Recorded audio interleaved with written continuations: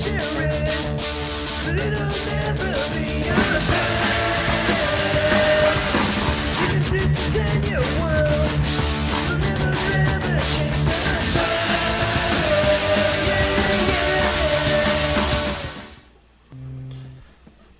Hey everybody, it's Fight Club Hubs, and welcome to another wonderful episode of GVN Live. Oh, Jan's camera didn't get fixed. God damn it, Jan.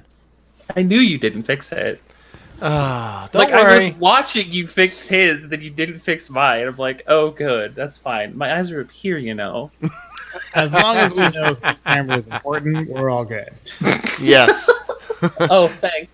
But anyway, welcome to GVN Live, everybody. I'm Fight Club Hubs, and with me is Jan, Mark, and returning Brian Dawson. How are you, sir? We'll start with you. Apparently black and white. Oh, I was black and white for a second. All right.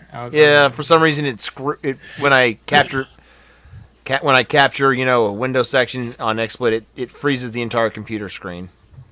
So go figure. But anyway, so there, fixed. Anyway, so Brian, how are you? Not too bad. Just been busy. A lot of travel. Not much gaming going on these days because I don't have time. But yeah, just busy with work, with real life that I didn't have to worry about like a decade ago. I could just play Tekken all night. Being old sucks. What's that, Mark? I said being old sucks. Yes, being old does indeed suck. Speaking of which, fighting games, since you said Tekken, have you been checking out what's the tournament that they have going on?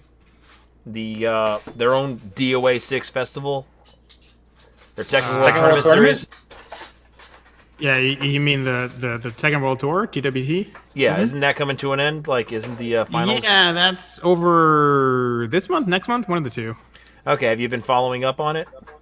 A little bit. When I have time to watch, I will, but like usually I end up catching like just highlights here and there. Yeah. And how about the DOA 6 festival tournament that's about to end? Oh God, no! I could care less.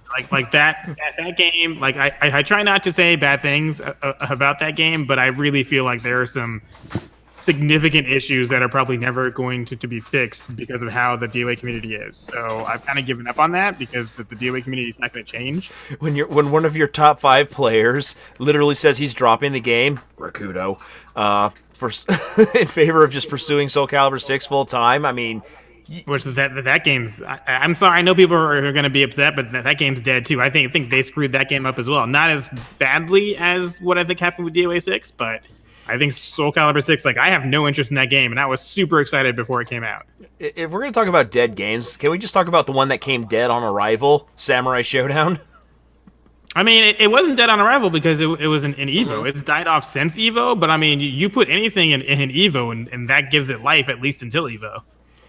Yeah. I don't know. The release of Basara has been pretty strong. Shizumaru is... Well, but Shizumaru, what are you going to do? Well, did they fix the online issues that, I complained about on the show about a few months ago? Especially the lobby system? Oh, fuck no. Well, then I'm not playing it again.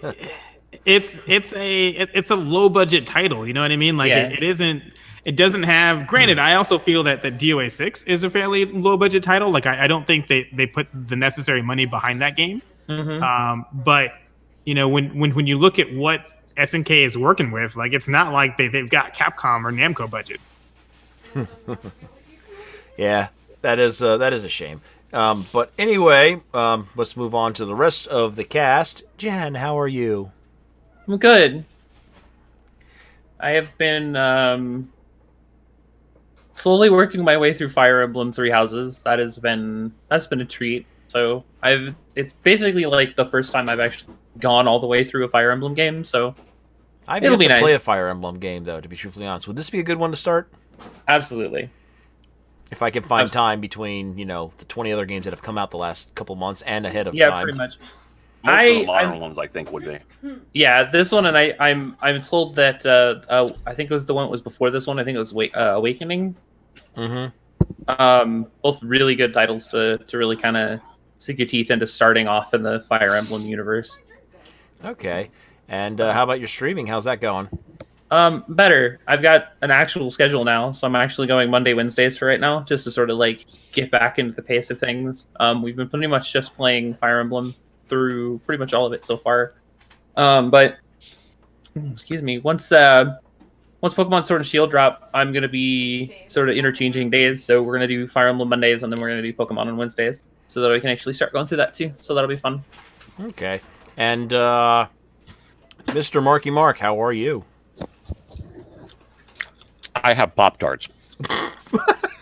I'm fucking jealous. How dare you?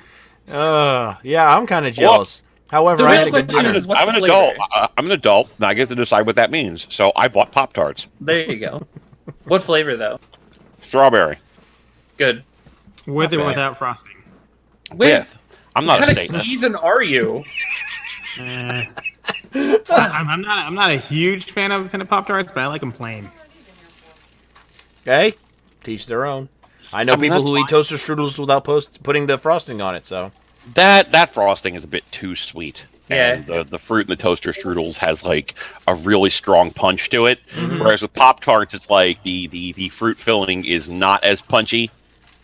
okay, but breakfast aside, what have you been playing, sir? And what have you been up to outside of that? Well, I beat the Outer Worlds. Good game. Probably going to end up being my game of the year. So I went back now and I'm playing Mass Effect Andromeda because playing through the Outer Worlds made me want to play a Mass Effect game. And Andromeda is the most recent one to come out. And like I have some stuff that I'm trying to like figure out in my head about how I feel about those two games side by side. But for the most part, I mean, The Outer Worlds is fantastic. It is a wonderful game. If you have not played it, I strongly recommend it. It's, like I said, it's probably going to end up being my game of the year. Just because of how fucking wonderful everything in it is. And Mass Effect Andromeda is not any of those things. Do you feel the quality of the Outer Worlds bodes well for Xbox Scarlet, since all their future games are probably going to be Xbox and Windows PC exclusive? Oh, absolutely not. No? Absolutely not. If good games was the only thing that you needed to be successful in this sort of situation, Sony would have won the last generation's console wars because they had a ton of great games that they were responsible for. Well, but I'm just saying, like, you know, what do you feel it's going to help? Because obviously, a lack of exclusives was at least one problem this current generation, and I think that's one of the reasons why Microsoft made all those acquisitions to kind of buff up their first and second party software lineup. I will say that I do think Microsoft made a great decision in recruiting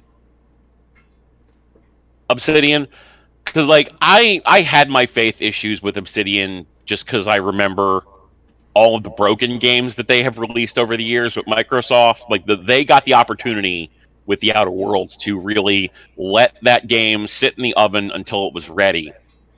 If Microsoft continues to allow Obsidian the ability to make the games the way that they want to, yes, absolutely, this is going to be fucking amazing. Which I have to imagine, also given, because one of the concerns I had was that Microsoft was going to hurry some of these games up to make Scarlet launch. But given that the Outer Worlds has come out approximately 1 year before Scarlet launch, I feel like Microsoft won't be pressuring Obsidian to do anything because nothing that they'll have done will be ready within the first year that the Scarlet's available anyway. Oh yeah. So, They I don't kind of need feel to. like I don't feel like they need to. I think that trying to rush console exclusives or rushing exclusives in general just doesn't make any sense for them because they have the PC market. Well, the only thing that I'll got- say is at launch it matters because Well- if you know, depending on price point, because right now we have rumors, pretty good rumors, that PS5 is going to start at $500 and possibly have a $550 or $600 SKU. And if Microsoft comes in at the same price, then software is going to matter. If Microsoft can come in at say $400, which is what they should do, then I feel like software doesn't matter quite as much, especially to the, I don't want to call them the casual audience because the casual audience isn't getting it at launch, but like that kind of not hardcore audience. I feel like software like that launch lineup will make a difference. Like for example, if Sony had Final Fantasy VII Remake at launch, like episode 2 of that, I think that trumps a lot of stuff for that launch window. I feel like so like console exclusives and just having a launch roster that makes sense aside, the concept of having like my thought on all of this is that price point matters at this point. Because you throw out a brand new console at the same price that you can get what's now considered a low-end gaming laptop for the same cost, you're shooting yourself in the foot at that price point. Especially knowing full well that Microsoft has such a huge stake in the PC market now. Because a lot of these first parties and a lot of the third parties that they didn't really think were going to be a problem because of ye old Epic Store are now available on the Xbox Game Pass and on the Xbox Store, which is a huge deal for a lot of players that aren't willing to put their cards in with Epic right now. So having the ability for you to grab games like Outer Worlds, Shenmue 3, Gears 5, I'm trying to think what other games were on Epic.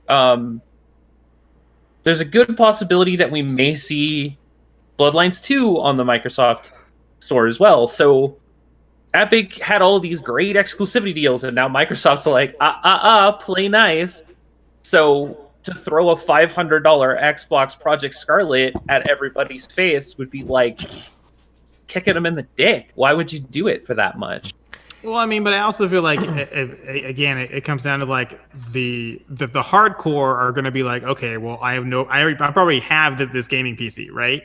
But I feel like everybody under that hardcore, if they haven't already made the decision to jump to PC gaming or primarily focus on PC gaming, they're waiting for the next set of consoles to come out. It's the same person that bought a PS4 at launch and then bought a PS4 Pro at launch. You know, like with me, I got a PS4 close to launch and had no interest in a Pro because I'm like, why would I pay another $400 for a console when new one's going to be out 2 to 3 years later?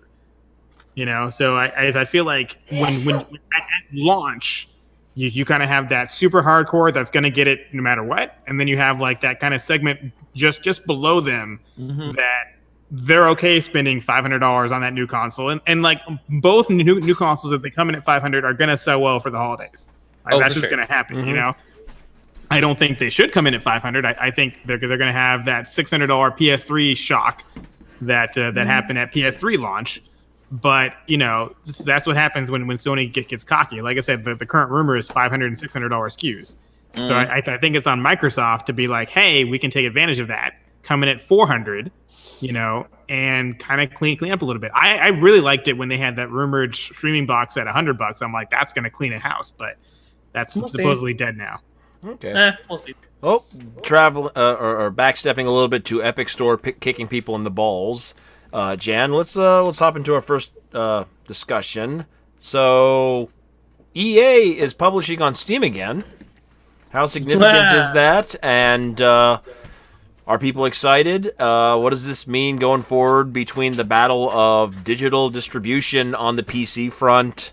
Now that EA is, you know, not forcing their store to be like, you know, the primary place to get their games.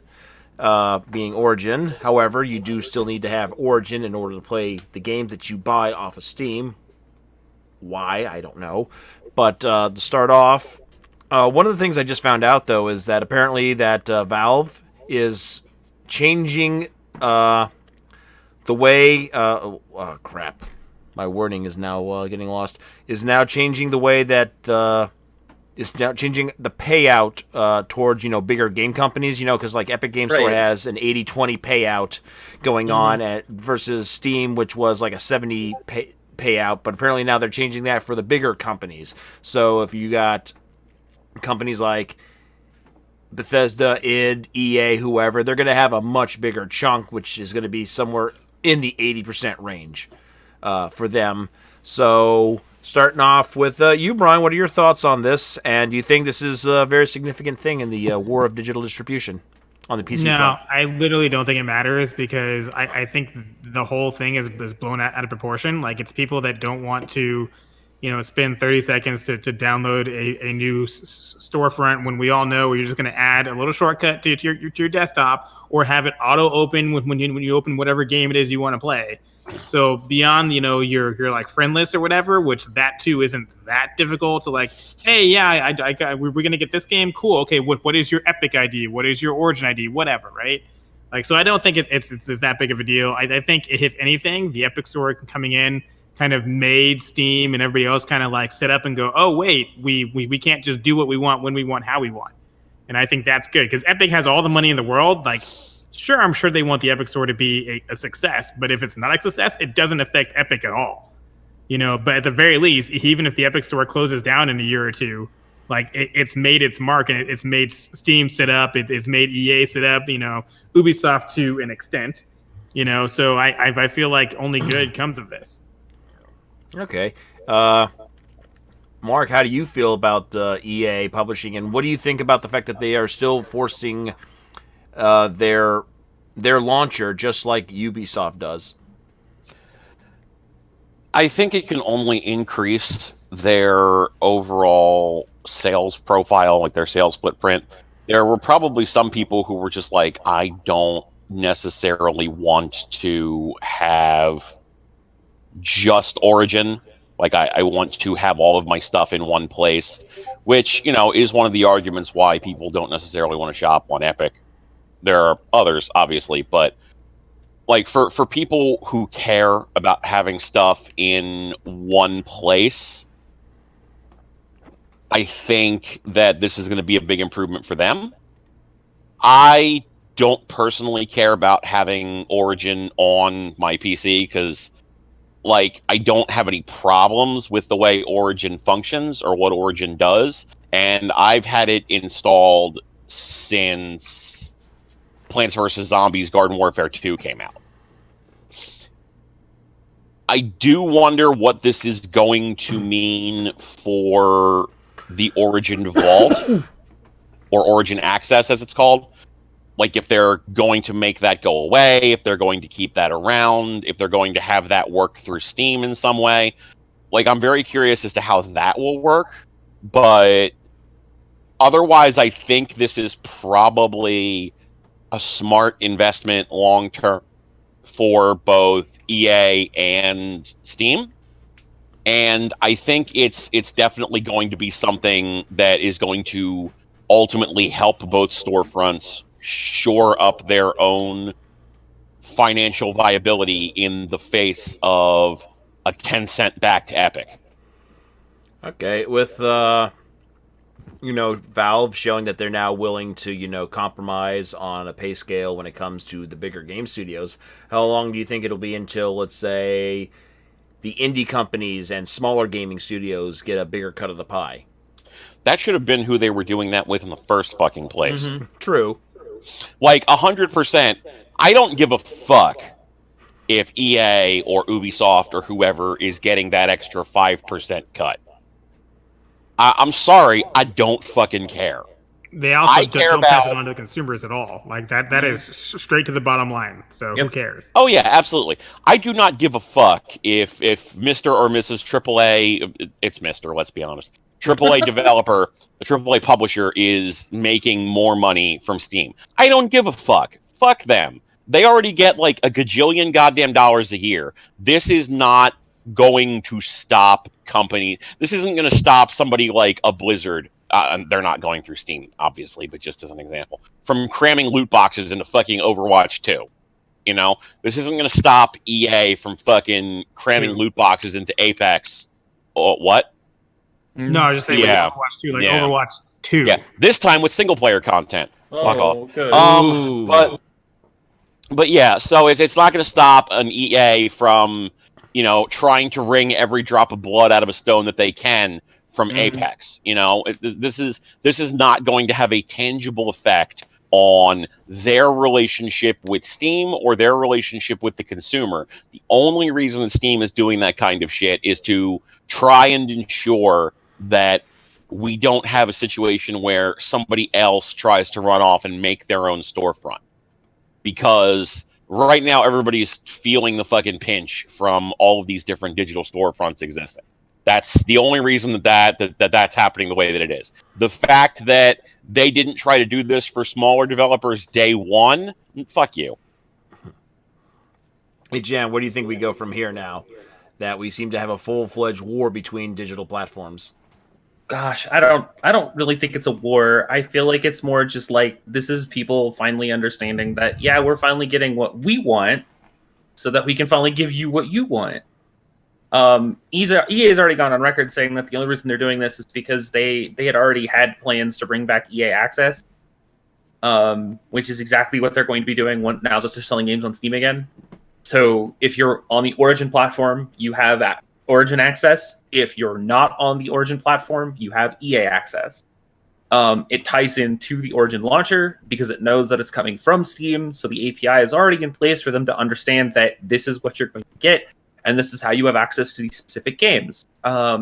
It's a money model. This is all this is, and that's good because a lot of people have games that are on Origin that they prefer to have launched through Steam through Origin. I don't really understand why that's a concept that people have to have, but it's a thing now. So congratulations, you finally got Mass Effect 3 back on Steam. Woo! We did it, boys. I don't know. I think like EA's got a handle on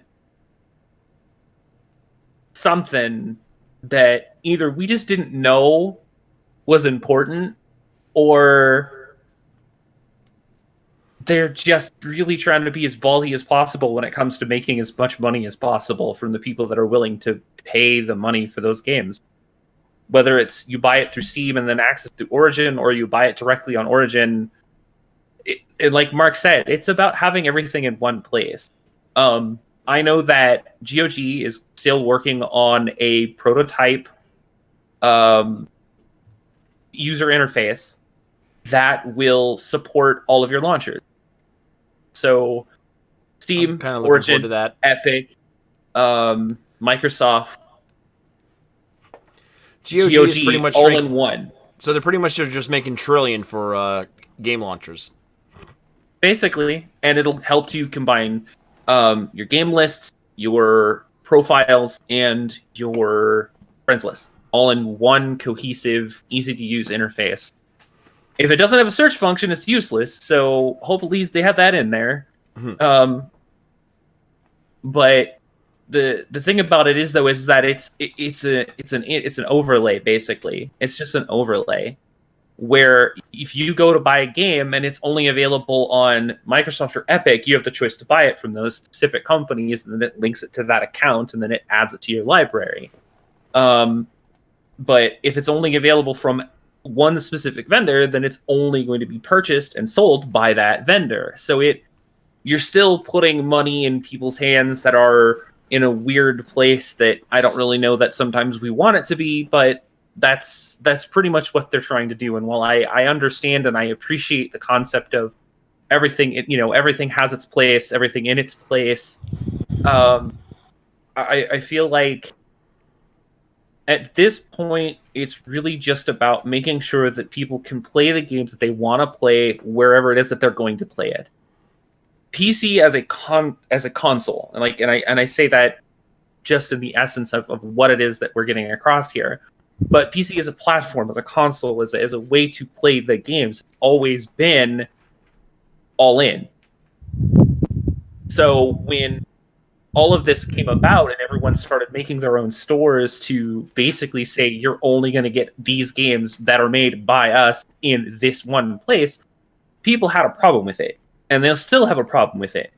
And while Origin got a little bit better and Uplay got a little bit better and Epic is still, you can only gold plate a turd for so much, it's still a turd. We'll get there when we get there, but at this point, this is a nice step in the right direction for what people want.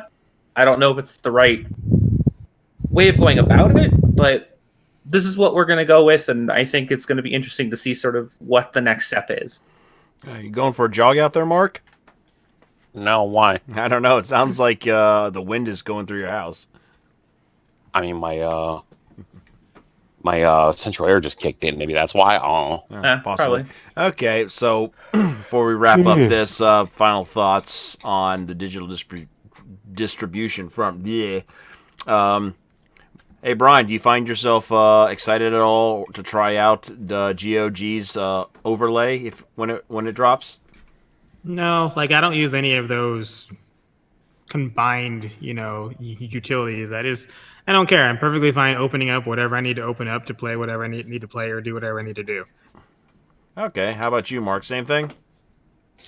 I mean, it's not really going to make a significant amount of difference for me because, like I said, I already have this on my phone now, or my computer now. That is so one hell of a it's powerful not- phone, sir. I have Steam on my phone. Yeah, it's not going to make a significant difference to me in this case. I already have Origin installed and I'm using Origin Access, so it's like the only thing that this might do is if they're bringing back the EA Access, maybe I might shift to an EA Access account if it allows me to carry over onto the consoles and the Steam platform simultaneously. But beyond that, no, I don't give a shit. It's fine. Like I'm literally one of those people that if I want to go play Assassin's Creed, I will download Uplay, do the install, play Assassin's Creed. When I'm done, I will uninstall Uplay and go right on about my way. All right, there you go. Okay, so let's move on to the first big topic of the night. Mark, I would like to let you present that one. This is something that actually happened just before the weekend, involving, well, a sister site to Kotaku is where it began. Right. So the reason that we got all involved in this was because of some tweets from Jason Schreier and the associated implications for Kotaku. But let's take it back to the beginning. So sometime last week, there's been a bit of a conflict, shall we say, between the Writers Guild of America's East's GMG Union and the owners of all of the various media outlets that used to belong to Gawker. Sometime last week, after repeated complaints from the collective fan bases saying, "What the fuck? Your advertising profiles suck. Like, just the ads that are popping up on these sites are terrible. They're intrusive. They're just bad." All of the sites under this banner posted a universal GMG Union post that essentially said, "Hey, we don't have any say in this. Here's how you can contact our owners. They're the ones that make that decision." Within, I want to say, 24 hours, all of those posts had been removed by somebody with high-grade administrative access. So all of the different sites were like, what the fuck? Deadspin apparently got it the worst. Their writers went in to have a conversation with the ownership group of the site. I don't know what the fucking owners' names are. Honestly, fuck them. They're a-holes, whoever they are. But they went in and were basically told, fuck you, stick to sports. Brian lot Goldberg, of the by the people way. at Deadspin, what's that? Brian Goldberg, digital entrepreneur who also owns Bustle Digital Group. Right. This guy, now there's been a lot of writing about how the people who own this group are stupid and don't know what the fuck they're doing. If you've been following along with any of these sites, you've probably seen the post to the adults in the room, which more or less took them to task for just being bad at running digital media websites in the year of our Lord 2019. But this was effectively the last fucking straw. Everybody at Deadspin just walked. Like, the whole staff just checked right the fuck out, just left. And at this point, Jason Schreier and the folks over at Kotaku were like, we don't know what the fuck's going on. I legitimately have no idea what's going to happen here. And then at one point, like, they basically said, a couple of people got fired from Deadspin for not sticking to sports. Like 2 or 3 people got canned, and everybody else just walked out in solidarity. So after posting a bunch of different stuff, including like the note to the readers about the advertisers and needing to contact the leadership to complain about it, Jason Schreier posted, the article's no longer up. The staff of Kotaku did not remove it. Just sort of posting stuff about the GMG union. And then he finally made a post. I don't know what's going to happen next, but to everyone who has read and supported our work at Kotaku over the years, thank you. So a lot of us were kind of assuming the worst.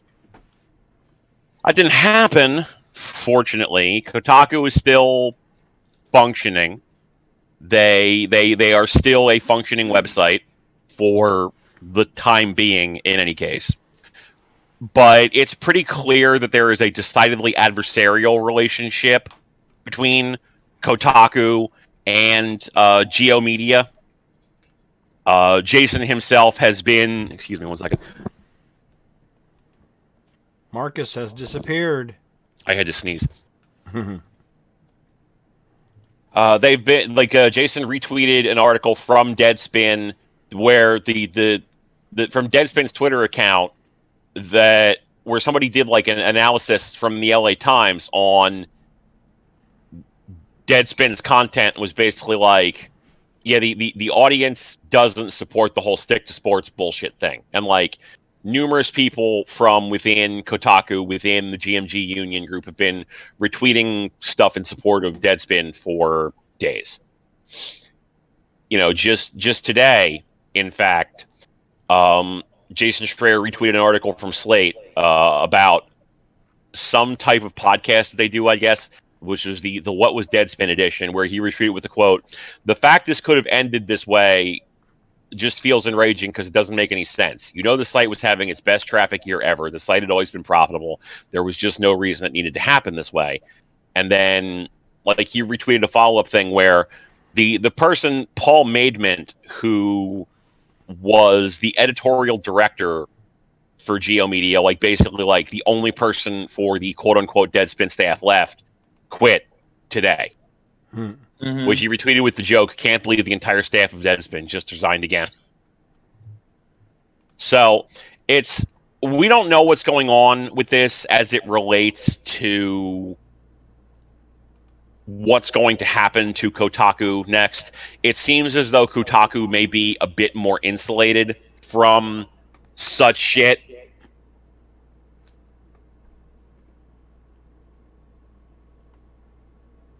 We just have no idea what's going to happen to Kotaku next right now. So it's kind of a pins and needles sort of dance.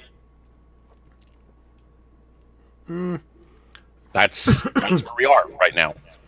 The Deadspin situation sucks, but that's kind of sort of like, I don't really know if we can, like, how we can really address the Deadspin situation. It's kind of a bit outside of our comfort zone. Well, we can talk about how it might eventually affect, Kotaku in the end. I mean, because Kotaku's been, kind of targeted by outside, forces before for various things in the past. Right. I mean, let's put this where it is. Jason Schreier specifically is one of the best reporters in the entirety of gaming media right now. Full stop. That is as close to an objective truth as you can get with a statement of opinion. If you disagree with that assessment, I'm sorry that Gamergate didn't end for you in 2016 like it did with everybody else. Right. Die mad. But I don't regardless of what you think of him personally, because so the Token Final Fantasy 14 saying he be on some bullshit sometimes. Yeah, as a person, maybe you don't like him. That's fine. I don't Like you don't need to like the person. You don't need to be his fucking friend or whatever. I don't follow him on social media because I don't really fucking care about his day-to-day opinion. He seems like he's a fine-ish person, but I just like it's not something I need to deal with as far as like his day-to-day goes. I'm just not that interested in his opinion routinely. But when it comes to his journalism stuff, he is pretty objectively the best fucking investigative journalist video gaming has right now. Like, we know about all of the shit that happened with both Anthem and Mass Effect Andromeda through his work. Mm-hmm. You know what I'm saying? He is well respected in the community. If you don't care for his personal opinions, if you don't care for him as a person, totally fine. I understand. If you don't think that he is a great fucking journalist, like, I'm sorry Gamergate didn't end for you and it ended for everybody else, die mad. Fuck off. But, so, like, if we lose Kotaku as a source of news at this point, nobody else really has the capability of funding what Jason does beyond Kotaku. Mm-hmm. I mean, he's not going to be able to fund it himself unless he gets a shitload of support from Patreon, which he might be able to do. Jim Sterling gets $10,000, so I'd imagine Jason Schreier could probably get enough to support doing this sort of thing. I have no idea. At least sells the servers. At least. I don't think like a Polygon or a Waypoint could bank him for what he needs to do. And it's not an issue of that what he's doing necessarily costs a shitload of money. It's that what he does also generates a lot of fucking heat for him. You know what I'm saying? Like, Kotaku is still blacklisted by a few video game companies because of the kind of work that they've done.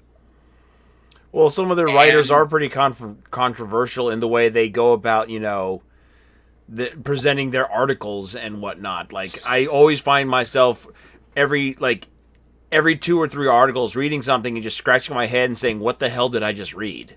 I mean, sure, there's definitely some stuff on there that isn't great, but it's kind of the curse of the 24-hour news cycle. You know what I'm saying? It's very much a case where whether you want it or not, your site is going to have to constantly have content on it.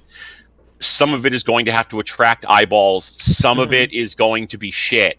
It sucks, but that's literally every gaming site. I mean, Kotaku, like you said, as a 24-hour news site, that's great.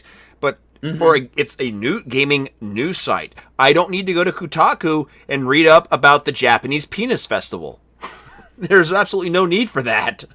No, but it draws eyes to the product. It does. Like, I'm not disagreeing with you from the perspective of this is dumb.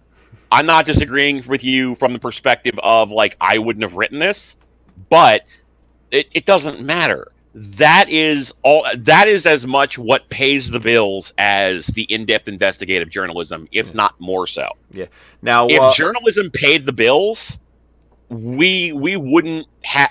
If actual thoughtful investigative journalism paid the bills, Fox News wouldn't exist. Oh, absolutely. That is the simplest way that I can illustrate it to you as objective fact. Yep. Well, nothing that Fox News has ever created has ever been of any objective value. Everything they make is schlock and bullshit. Hold on, that there is a difference between Fox News and Fox and Friends. Like there's the opinion side of Fox, which is terrible, but the actual news side is not terrible. Like the actual news side, no one ever watches the actual news side. The opinion side is what is generating most of their ratings. You get what I'm saying? Yeah. Right. Like the Fox and Friends stuff, like the opinion part of Fox News. If strong investigative journalism paid the bills, Tucker Carlson would be working at a fucking 7-Eleven. I mean, that's not wrong. Now, just going back to the guy from Kotaku, I don't think, he's one of the best in the business in terms of investigative journalism, but I also think that the reason why he's allowed to do what he does is because of the format of the way Kotaku is set up. I don't think that he would be able to have that kind of same setup at other websites. Like, I don't think Game of Sutra, Silicon Era, all these other websites would be able to cater to his style of like writing, and how he manages to do what he does. So Right, and that's he might be exactly very the limited. point. It's you're talking about a situation where Kotaku is largely independent at this point. A lot of these other sites are, but they have much lower viewer counts. I don't know if they would be willing to, and part of it is I don't know if they'd be willing to pay him what he would want. Like I don't know what his pay is. We did, like somebody did reveal that like that. It sounds like their pay scale is around $50,000 a year, which is lower than I would have liked. Where but does Jason live? Jason Reyes, thank you. No. Where does Jason live? Where's Jason live? Oh, Is L.A. he still I in think. Colorado? I don't know where he lives actually. Because that New York would have City. a direct New York direct City, impact according on to whether or his not. Twitter account. Like to me, 50,000 seems low. But if he's in Houston, 50,000 is a lot. If he's in San Francisco, 50,000, he's on the streets. You know what I mean? Right. I'm imagining he specifically probably gets more. There was just a general reveal that like they're like their lowest paid people are around like $50,000 a year, which again is like it's kind of depressing from the perspective of I just wish that the people who were doing this kind of stuff and eating the kind of shit that they have to eat on a consistent basis were getting paid more than that. But it's sure. also higher than I think most places pay. So, I whatever. can tell you when I worked for Eurogamer, I made more than 50 at Eurogamer. But when I asked for less than I'm making now, they would not pay it. So I would say like the average, like not super important guy, like the kind of the like so you've got your kind of base journalist, and then like your kind of next step up. They probably make on average between 55 and 70, I would say, and then you're like your high tier journalists can probably make as much as 80, maybe even 90, depending on where they're located and the outlet and all that. Right. According to his Twitter account, he's out of NYC. So Yeah, I if would venture he's to in say New York, he's got to be making at least 70, if not close. That's what to I was going to say, about 70 to 80. Yeah, I would not be surprised if he lives like just outside of New York, but lists himself as living in New York, because that's where his offices are. I mean, even That would make Jersey. sense. He's a bum from Jersey.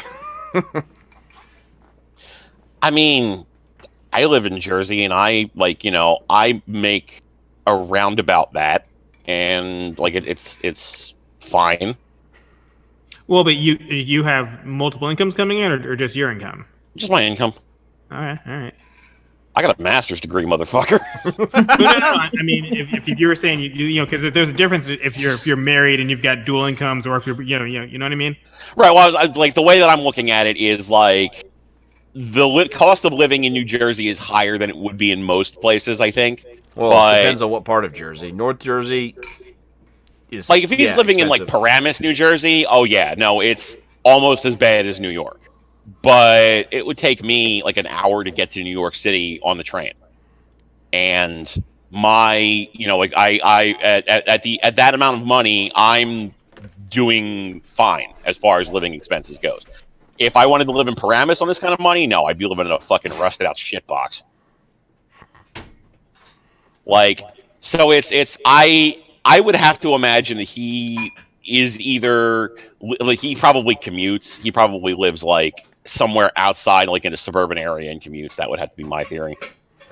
I also feel like in this current day and age, and the current media cycle that we live in, if he wanted to, he'd probably need some time to get it up and going. But he could just run his own YouTube channel, or like you mentioned, do Patreon or something. Like I feel like that is a viable thing you can do, especially if you already have a name. Mm-hmm. Like I feel like it just makes it that much easier to go. Well, I'll just go make a living on YouTube, because I feel like you don't need to have that many subs on YouTube to, depending on how often you do content. But I'm just saying, like it's not like it was 10 years ago, where if you're a journalist, you have to have a website that you belong to and get paid by some media group. I feel like now you can do that on your own, and it's not that big of a deal if you're a name like that. Mm-hmm. Without like, because I feel like this is an entirely separate conversation. It could probably It is, take but 20 minutes or so just but get your last without thought getting before into we it roll too back much, in. I think that it probably would not be ideal or viable for him long term to do that. You know what I'm saying?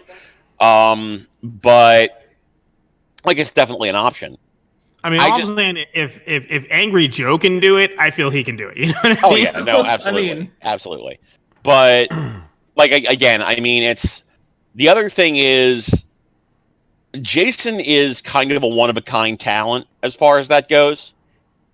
Like, you can probably name a couple of other writers for Kotaku that you're aware of in some capacity or another, but you know, like, how many of them are you fans of? You know what I'm saying? mhm. And that doesn't even include like all of the freelance content that they bankrolled over the years that has given, you know, like, people who would not otherwise have had a voice an opportunity to say something that really needed to be said or that really was valuable to see. You know, so it's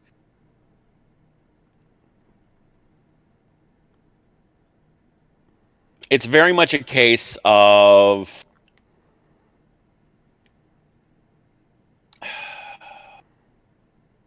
what am I looking for here?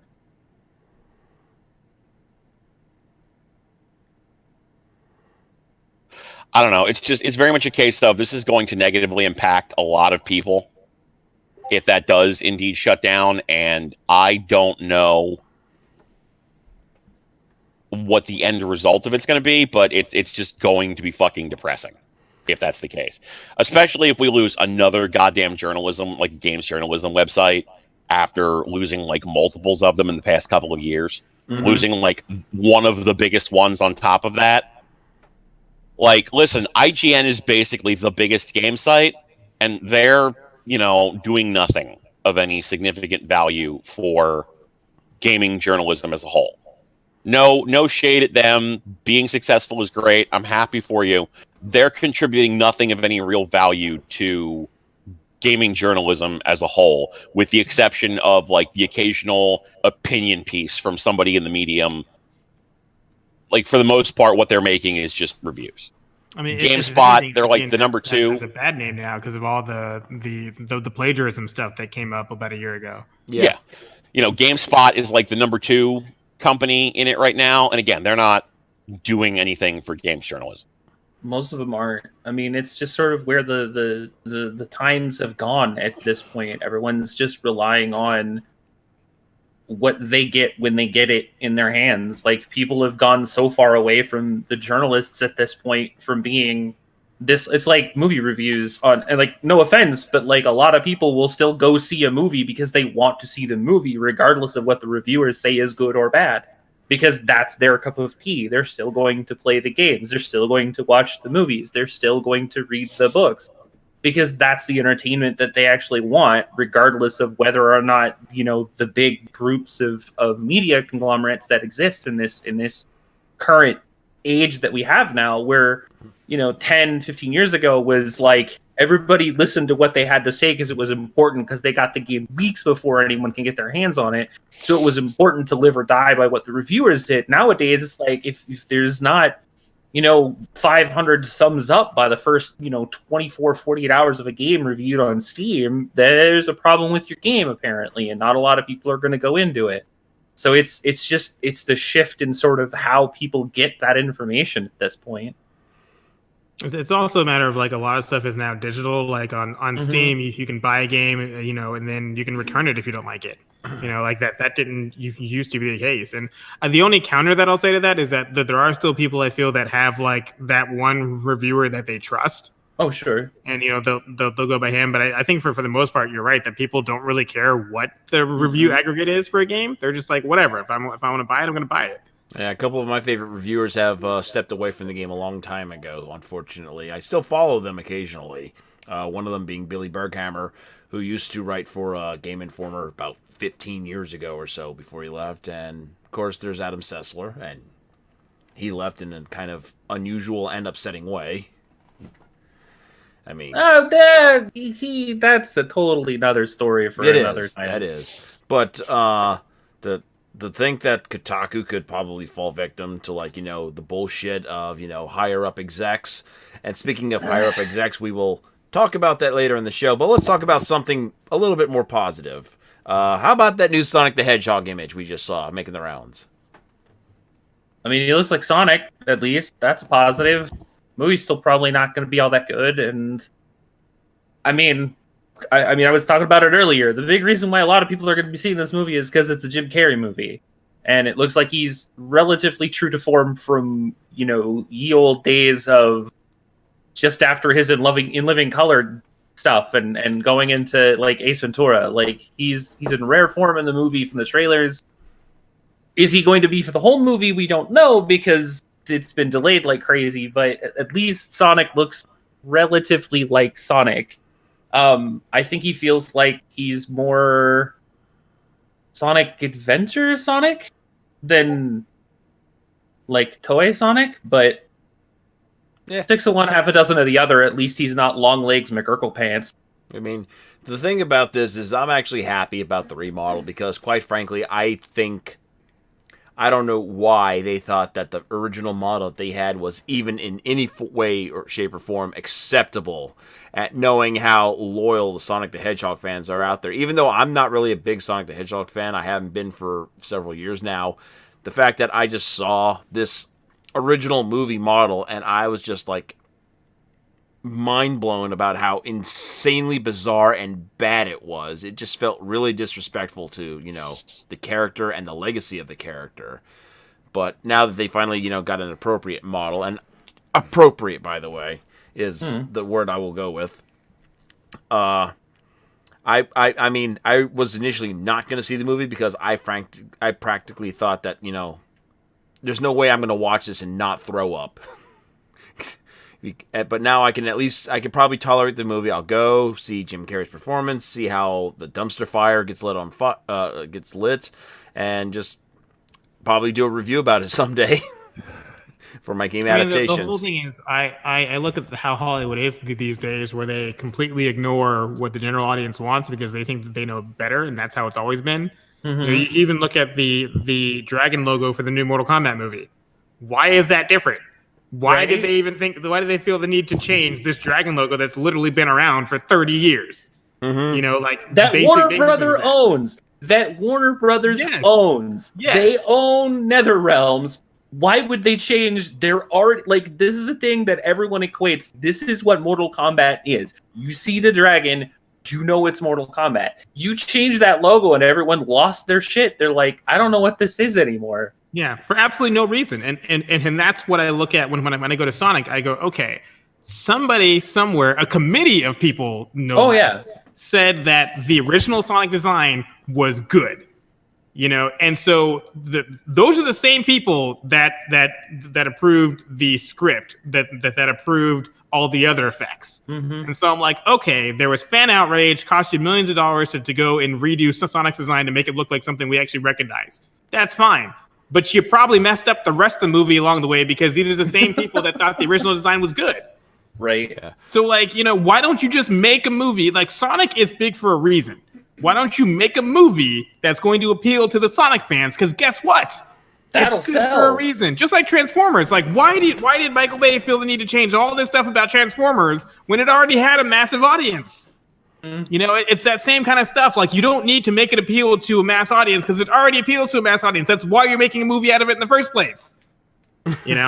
So, but Hollywood execs, they don't.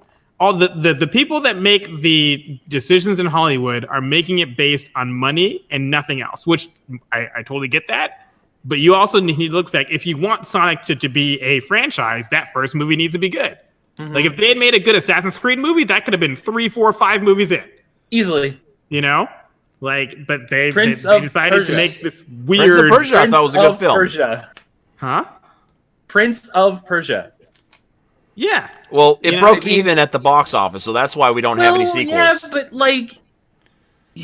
it wasn't a bad film. I rewatched it recently. It wasn't that bad. Video game to movie translation has consistently been a thing in Hollywood that has always just been shit on. Of course. And this is a topic for, another day, even though we've talked about it numerous times about video game movies. But the thing about what they did with Sonic in general and where it comes in the timeline, there is a certain point in time where Hollywood basically says, yeah, go with that.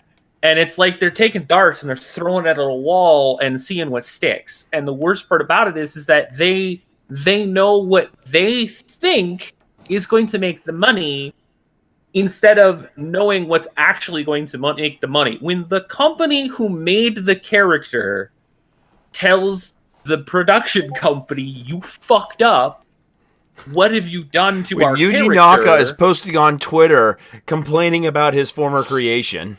It was even worse than that, though. It was like they were like, we do not recognize our own character. When the company that created the character says they don't recognize it in your movie, that is a problem. Well, it's a problem because of what it is, and it's a problem because you clearly didn't consult. You know? Oh, absolutely not. Yeah. And, I mean, Yuji Naka actually tweeted, like, his exact words were, "I have never cried so hard in my entire life when I saw the thing that I gave life to turn out the way that it did for this movie." And again, that is partially on Sega, because Sega sold the rights without any kind of creative control. So that is, again, it was a business decision. You know, whoever was like, this is why Nintendo doesn't let movies happen anymore. It's just it's one of those things. Hollywood doesn't understand. Like, for example, I think the Warcraft movie, it's getting a little bit off topic, but I feel the Warcraft movie is a great example. You take this 20-year-old franchise, 30-year-old franchise. Why do you start 30 years ago? Start with Warcraft 3 or World of Warcraft that everybody knows that all the people that are going to go see the movie are going to want to see, all those characters and stuff. We don't need Thrall as a baby. They want adult war chief Thrall messing people up because that's what they see in the games. That's what they're used to. That's what they connect to. I like to point out I do have one grievance to air, and it seems to be a very common one, not just in video game movies now. What the hell is up with Hollywood thinking, hey, let's take this entity from its natural world and put it in ours? Sonic the Hedgehog, the last couple of Smurf movies, practically Scooby-Doo. That new Scoob coming out, the real world, for whatever reason. It's like, why is everything got to come to our world? Come on. I don't know. No, I don't, like I said, they aren't, basically what it is it's Hollywood employing people that say that they know what they're doing, but they don't actually know. It's the same thing happens in esports. You have these large companies that go out and talk to one person and they say, sure, I know who I can bring in that knows esports really well, and they don't. They just want that paycheck. Right? It's their friend, it's their associate, whatever. They're like, well, he knows more about esports than any of us, so he must be the expert. Like, no, he's not. He was just a random dude that went to one tournament that you know, and that's what happens in a lot of these situations. They're like, oh, well, this guy who directed this and this and this that we know of, he played Sonic when he was 15. He must know what the fan base wants. You're not making me hopeful for the Monster Hunter movie, even though the director is a big fan of the franchise. Do I need to say anything for you not to be hopeful about that? Have you seen? I mean, I will say I did enjoy. Why would you be hopeful for that? Is my question. Because the teaser trailer actually looked good. No. So that's the thing, right? The people behind the movie are not the same people that are cutting this trailer. Like the people behind the trailer, they know what they're like. Look at the Suicide Squad trailer. That thing looked epic. Oh, absolutely, and that movie was not. Yeah, it's all about they're given X amount of footage and they set it to music and they make it look good because that's their job, But they're not the people behind the movie. They're not the people that are doing all this stuff. So basically, I enjoyed some of the Resident Evil movies, not for Resident Evil, but just because like a movie by itself, like in a vacuum. But like you can't take that person and say, hey, let's just grab a random Monster Hunter thing and then put them, drag some real world cops or whoever they are and make them transport over to this other world. Like, at least they are doing it in the proper Monster Hunter world, even though that's true. Real people. But it's just, I have no faith in them because none of the Resident Evil movies make me think of the Resident Evil games. Not a single one of them. I don't think it's going to be any different. Absolutely not. Honestly, and I'll be the first one to say it. I mean, I watch it just for Mila Jovovich, but that's a personal preference. Yeah, exactly. Like no one watches the Resident movies going, man, it makes me want to play the game, or man, I love the games, I'm going to love the movies. Like those games are associated to, I mean, those movies are associated to the games in name only. You know, it's like, oh, here's the Umbrella Corporation, Resident Evil, you know, like that's it. That's it.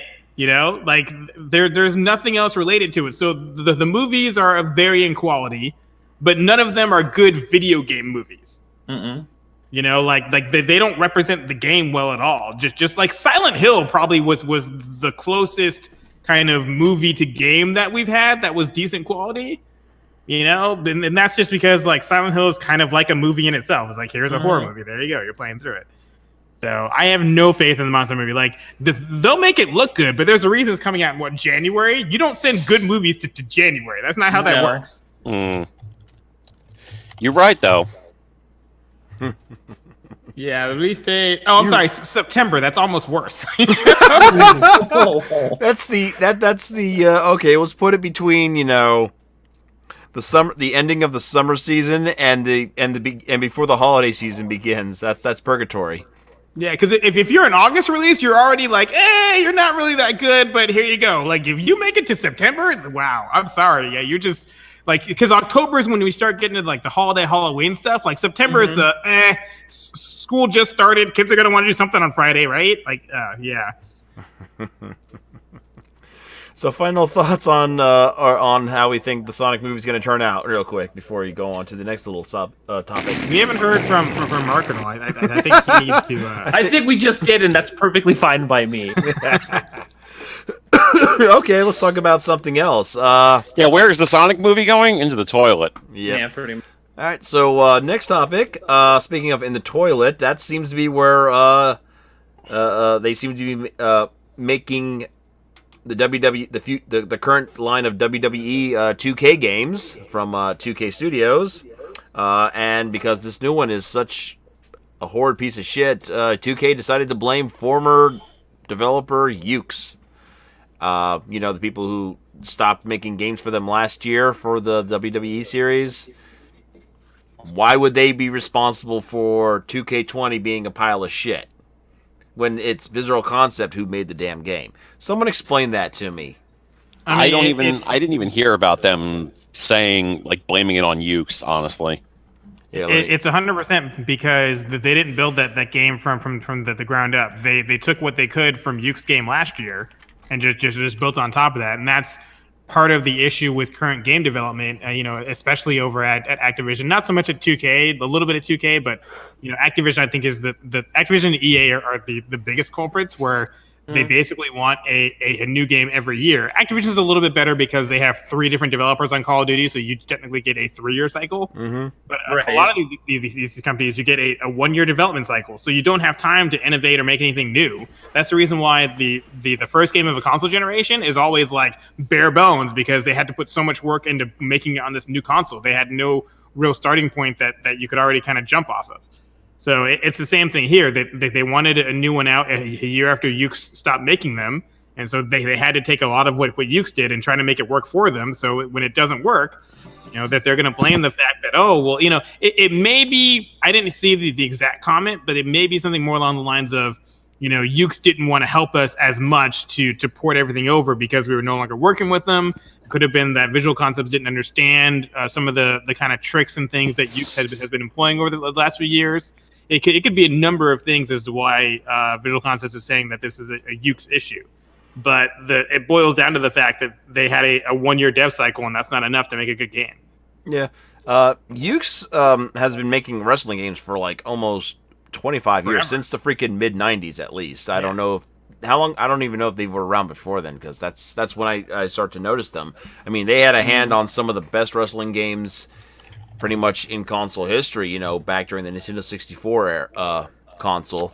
Founded in 93. 93, okay. Yeah, so they've been around a while. But then they got into this contract with, I guess 2K was... When did 2K take over the license for WWE? Because I thought it was somebody else that had the license before it, came on the PS4 and 360. Or the Xbox One. Because 2016, 2017? No. So the first game published by 2K was in 2013, which was 2K14. Okay. So pretty much prior to that, it was THQ. WWE 13 was THQ. that's right. Right. THQ then went on their little bankruptcy spree right there before they gave up all their licenses, and I think 2K was one of the people who snatched it up. So, but like it just seems like that from that point on, because THQ was actually pretty good about trying to maintain some level of quality in their wrestling games. I mean, they had some decent games with the Raw versus SmackDown, and all the other games that they had prior to that, including some of the earlier WWE 2K games that they had going on. And then once 2K took over, it was just from that point on, it was just really like, I mean, you could just look up the videos of all the glitches and bugs and broken gameplay has pretty much been taking over these games for the last few years. I mean, there's probably plenty of compilation videos out of these things, and it may also be a matter of like 2K may not have given them the budget that THQ gave them, so that they may have had to cut some of their staff, but the development time didn't change. Yeah, so that's what I'm thinking. Like, it's like they probably weren't given the same amount of resources. Like, they probably have half the staff or something like that. Yeah. So I mean, Well, so the thing about it is Visual Concepts as a company is actually the one who's been working with Yuke's since 2K14. So when it got picked up by 2K, Visual Concepts was working with them on that. And having a track record of the 2K sports games being relatively decent, I remember the Dreamcast games being pretty solid compared to Madden. I mean, I remember NFL that 2K5 was so great that EA went off and bought the NFL license to keep them from making more. Yeah. Right, and remember that ESPN had hands in the 2004 series, so because it was branded as ESPN NFL, ESPN NHL, ESPN MLB, so all of those games in 2005 were all ESPN branded until they ended up going with Cush Games to do the 06, 07, so on and so forth. So when they started getting their hands on the 2K series for WWE, in 2013 for the 2014 game, it was assisted by Ukes. So this is the first time that they've ever done it since 2014 without Ukes. And this to me is very telling. Ukes was the quality control at this point. Ukes was the quality control, hands down. Because without them, we already see what has happened. The game is a mess. Visually, well, the other thing is we don't know who handled what, because a lot of times these days you have one developer handling a certain mode. You know what I mean? So we don't know Visual Concepts, for all we know, maybe just did one mode and Ukes did everything else. Or maybe Visual Concepts did the graphics, because they are very big in terms of graphical presentation in games. Right. So that's the thing, though, is that Ukes has always been quality control up to this point. They're the ones who've put a lot of the polish and the finishing touches on it, and this is why. The only reason I'm saying this is purely because Lionel Jinx, who is a creative director of Visual Concepts, actually did an interview with GameSpot specifically about Ukes no longer being associated with the WWE franchise game. Mm-hmm. And they flat out said, I think freeing is the first feeling that you get when you realize that now all of the ideas that you had and wanted to pursue are now at your fingertips.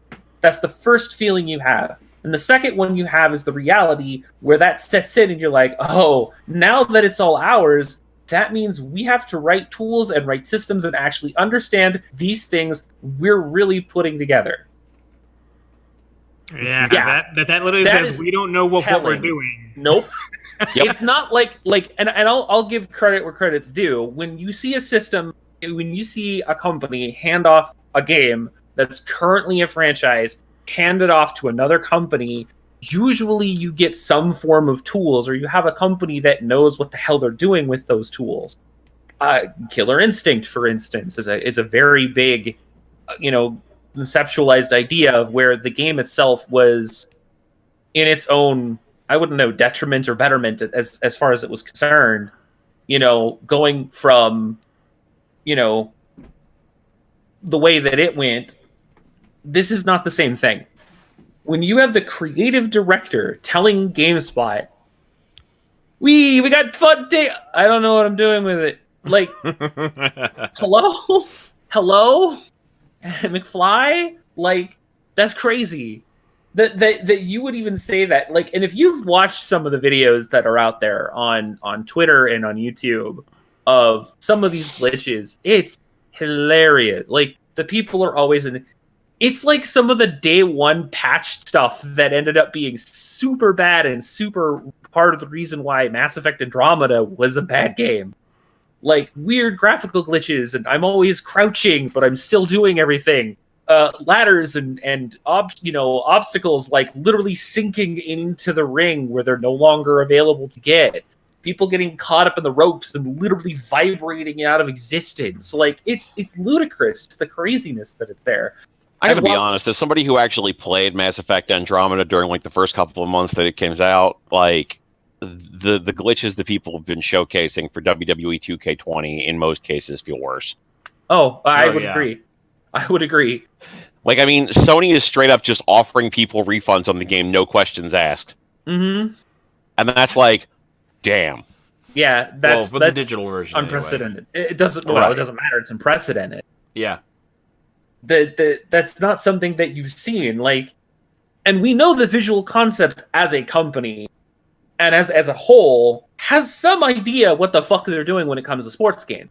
They've been doing it forever. Well, this was very much a fact of they had 1 year and they didn't. They needed more than that. Like they honestly needed to probably take 1 year off to make this game decent.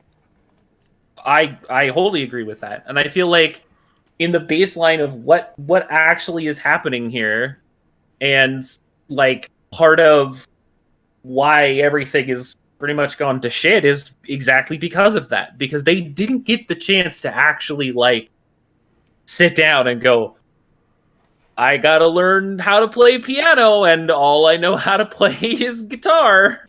I know what the music sounds like, but I don't understand the keys.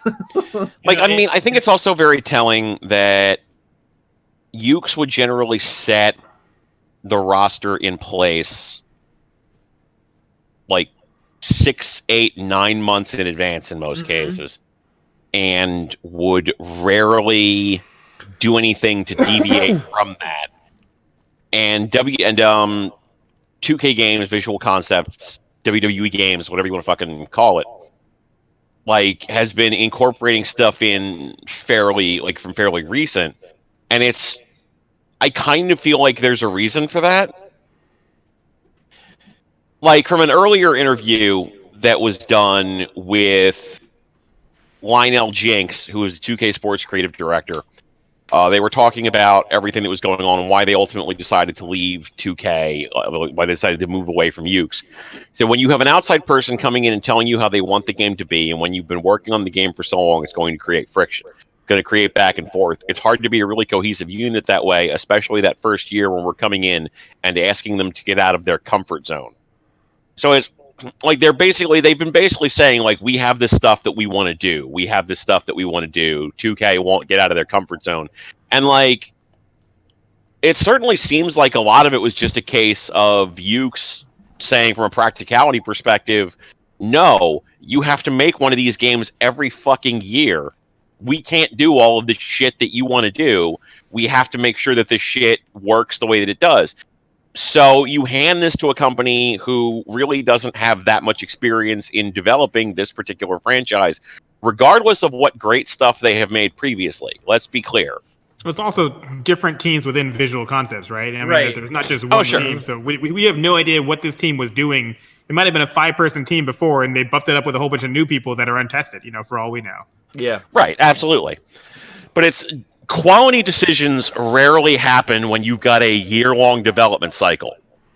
And they're sort of reverse engineering everything that Ukes has done with this franchise, and they're like, oh, well, we have to build this game that this other company has been developing pretty much exclusively, and we have a year to do it, so we're going to also try and incorporate all of this crazy shit.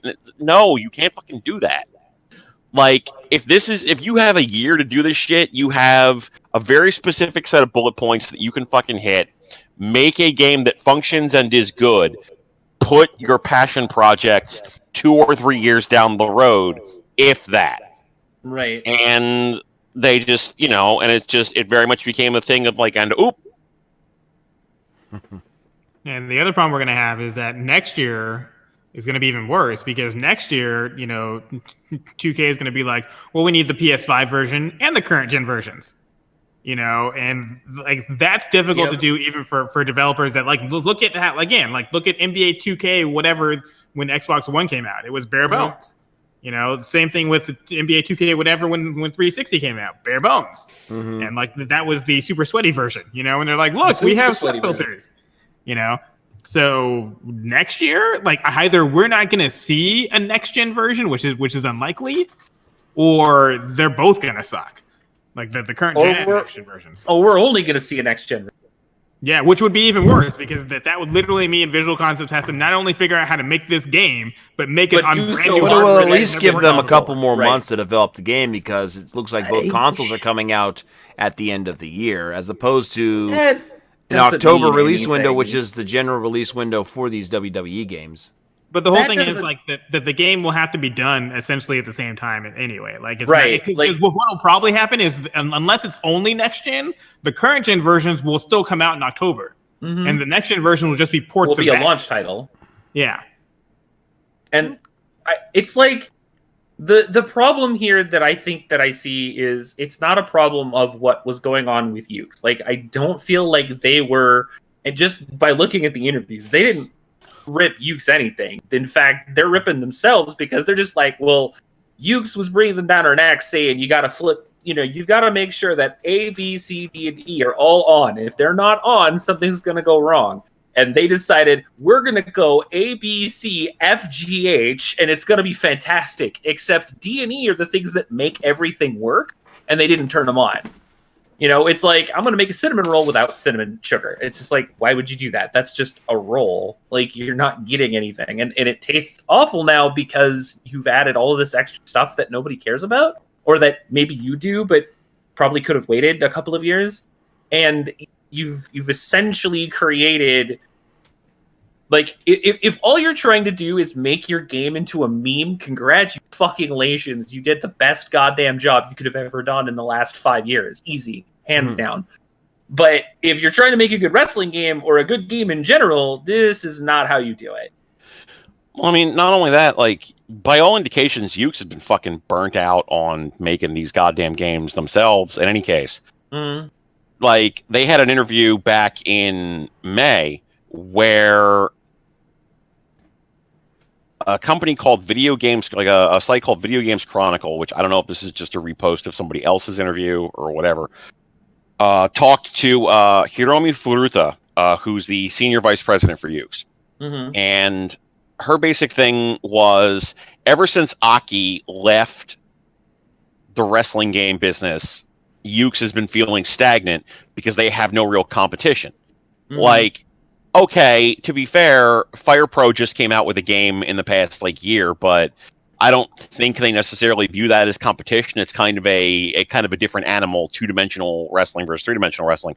But yeah, like, Aki was a big deal in wrestling for years. For years, they made from WCW versus the World on the PlayStation. How many fucking people remember that goddamn game? WCW NWO Revenge is probably one of my favorite games. Yeah, all the fucking awesome WCW and WWF wrestling games they made. Even the Jeff Jam series, which I fucking love to death. And they had like a bunch of muscle games that were goofy but enjoyable in their own way. And then they were just like, nah, we're just going to make fucking idle games from now on. And that's like all they fucking do now. They make fucking idle-based games in a genre, in a franchise called Pretty Rhythm.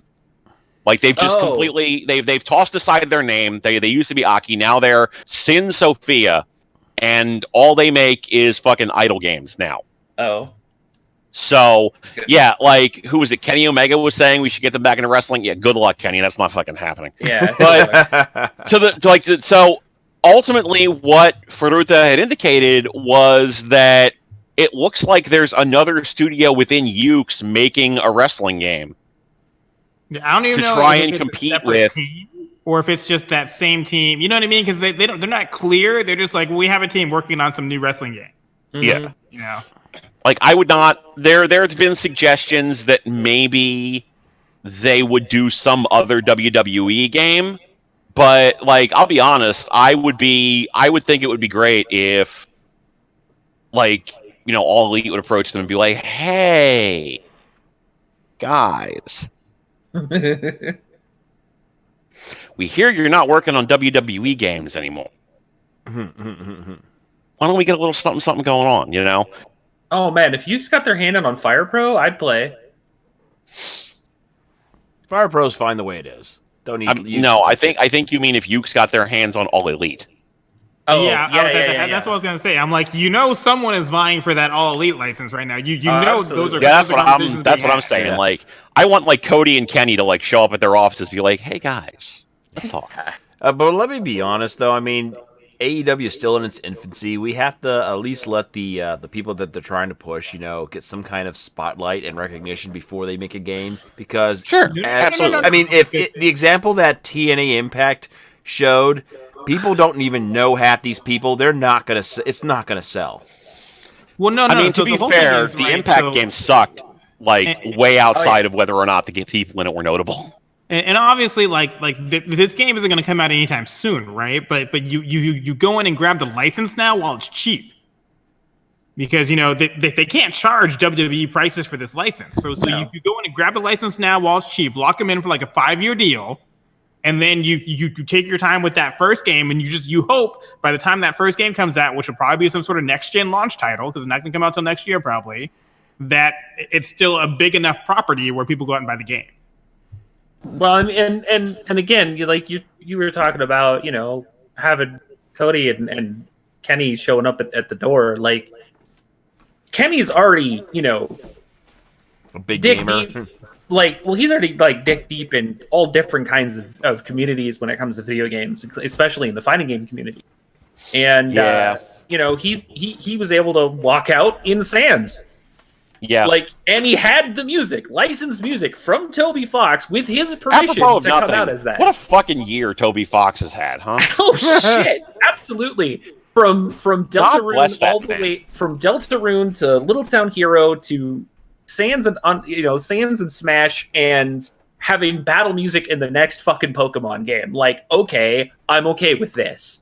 That man And then has fucking done Kenny Omega fucking comes right. out dressed as one of his characters with the Sans. fucking music. Is like, With all music, right. all right, well, here we go. He's cemented his fucking legacy, hasn't he? Yes. Apropos of the actual conversation that we're having, though, I'm just watching this fucking comparison between WWE 2K19 and WWE 2K20 for Bianca Belair, and it just fucking breaks my goddamn heart. Have you seen this? No, I would love to see it though. Link it after the show. I'm gonna link it right now. Fuck you. Okay. Well, I Yeah, can't look at it, otherwise. It's just like a GIF. It's like the fucking. Well, there's actually one. Like her hair operates in 2K19, and in 2K20 it just does not. She's just wiggling a stick around in the air, and it's just, oh, Wow, that is. yeah. The guy's just like, please explain. I mean, is this taken from the same console? Yeah. I would have to imagine so. I mean, like one of them looks next gen. The other one looks like it was done on like the Wii, the original Wii. Yeah. I was gonna say PS3, but yeah. Yeah, people Jesus, have been making those that's graphical bad. comparisons. Yeah, I've been looking at just like some of the stuff. Even like the WWE people are like, what the fuck? Like, Yeah. fucking Mandy Rose saw how she looked in the game, and she was like, what the fuck? My hair has never been that short. Like, and like, Oh, it forget was the Otis fact that her Dozovic face posted looks a picture- flat as a board and she's got Yeah. giant ass lips. Yeah, like she like Otis Dozovic posted a picture of his character and her character, and his character looked fine. Her character looked fucking atrocious, and she like retweeted it and was just like, "This is fucking shit." And then like I guess they made her take it down because it's not there anymore. Mm-hmm. But Otis's post is still there. I mean, I'm scrolling down this thread, and there's a comparison between 2K16 and 2K20, and 16 looks infinitely better. Oh yeah, absolutely. No, I'm sure. Like they like, okay, so again, like I said, they told them, okay, so this is how you make cinnamon roll. And they're like, cool, shoe goes on head. And they didn't put anything that you're supposed to put into a cinnamon roll to make it a cinnamon roll. And instead it made it some sort of like weird orange duck shaped thing that apparently kind of works, sort of. But when you actually get a chance to taste it, it's poop. It's actual this literal fucking poop. Gordon Ramsay meme. This meal was so unfinished, EA tried to publish it. Oh god, this fucking footage of Nikki Cross. What the fuck am I even looking at here? Yeah, like it's bad. But I know. We could have fun doing this all day, though, but I think it's time we wrap up the topic. It looks like an unused... I just have to say, it looks like fucking unused footage for Eugene. Oh god. Wow. On that note... Whew. Boy, wow. So let's get to the last topic at hand. Since we just had so much fun with that wrestling game conversation, let's talk about Blizzard again. So BlizzCon was over the weekend, and with it, the expected protest, although not as big as people were saying it was supposed to be. The show starts off. Diablo 4 is revealed. People are happy. Mm-hmm. The president of Blizzard steps out and immediately issues his apology, quoting, paraphrasing. He's saying pretty much that we acted too hastily. We didn't look at the situation properly, and we're quick to decide a punishment, pretty much, and that it's all on me, and we will do better in the future. So some people are already, accepting it for what it is. A lot of people are saying bullshit, especially a bunch of YouTubers, some that we used to associate with the show. And now I guess we will be talking about that apology. Jan, would you like to share your thoughts first about Blizzard's apology, and how do you think that follow-up question I'll ask everybody afterwards. Sure. So I'm going to sort of just give you like the short and sweet of pretty much my opening ceremony thoughts. So opening ceremony starts. They lead into a video that is rendered in 60 frames per second. That is realistic and gorgeous and stylized and very deeply rooted in Diablo 1, Diablo 2. Very horror aspect, very clean, and is exactly what they could have decided to not actually show last year, but give us a taste of last year, and didn't. So we're already starting off on leagues better footing than they had the entire year going up to this year's BlizzCon. They revealed Diablo 4 for what it is, a dark-sided, gory, isometric beat-em-up that we all loved and grew up with, and I can honestly say I'm actually excited to play. But again, that's another conversation for another time. They move to the main stage and bring out J. Allen Brack, who then, the very first thing he does, comes up to the podium and says, again, not just in text form this time, that he is sorry for what he did, and that the decisions that were made by the company were too fast, too hasty. They were wrong. We are glad that we got the chance to reevaluate.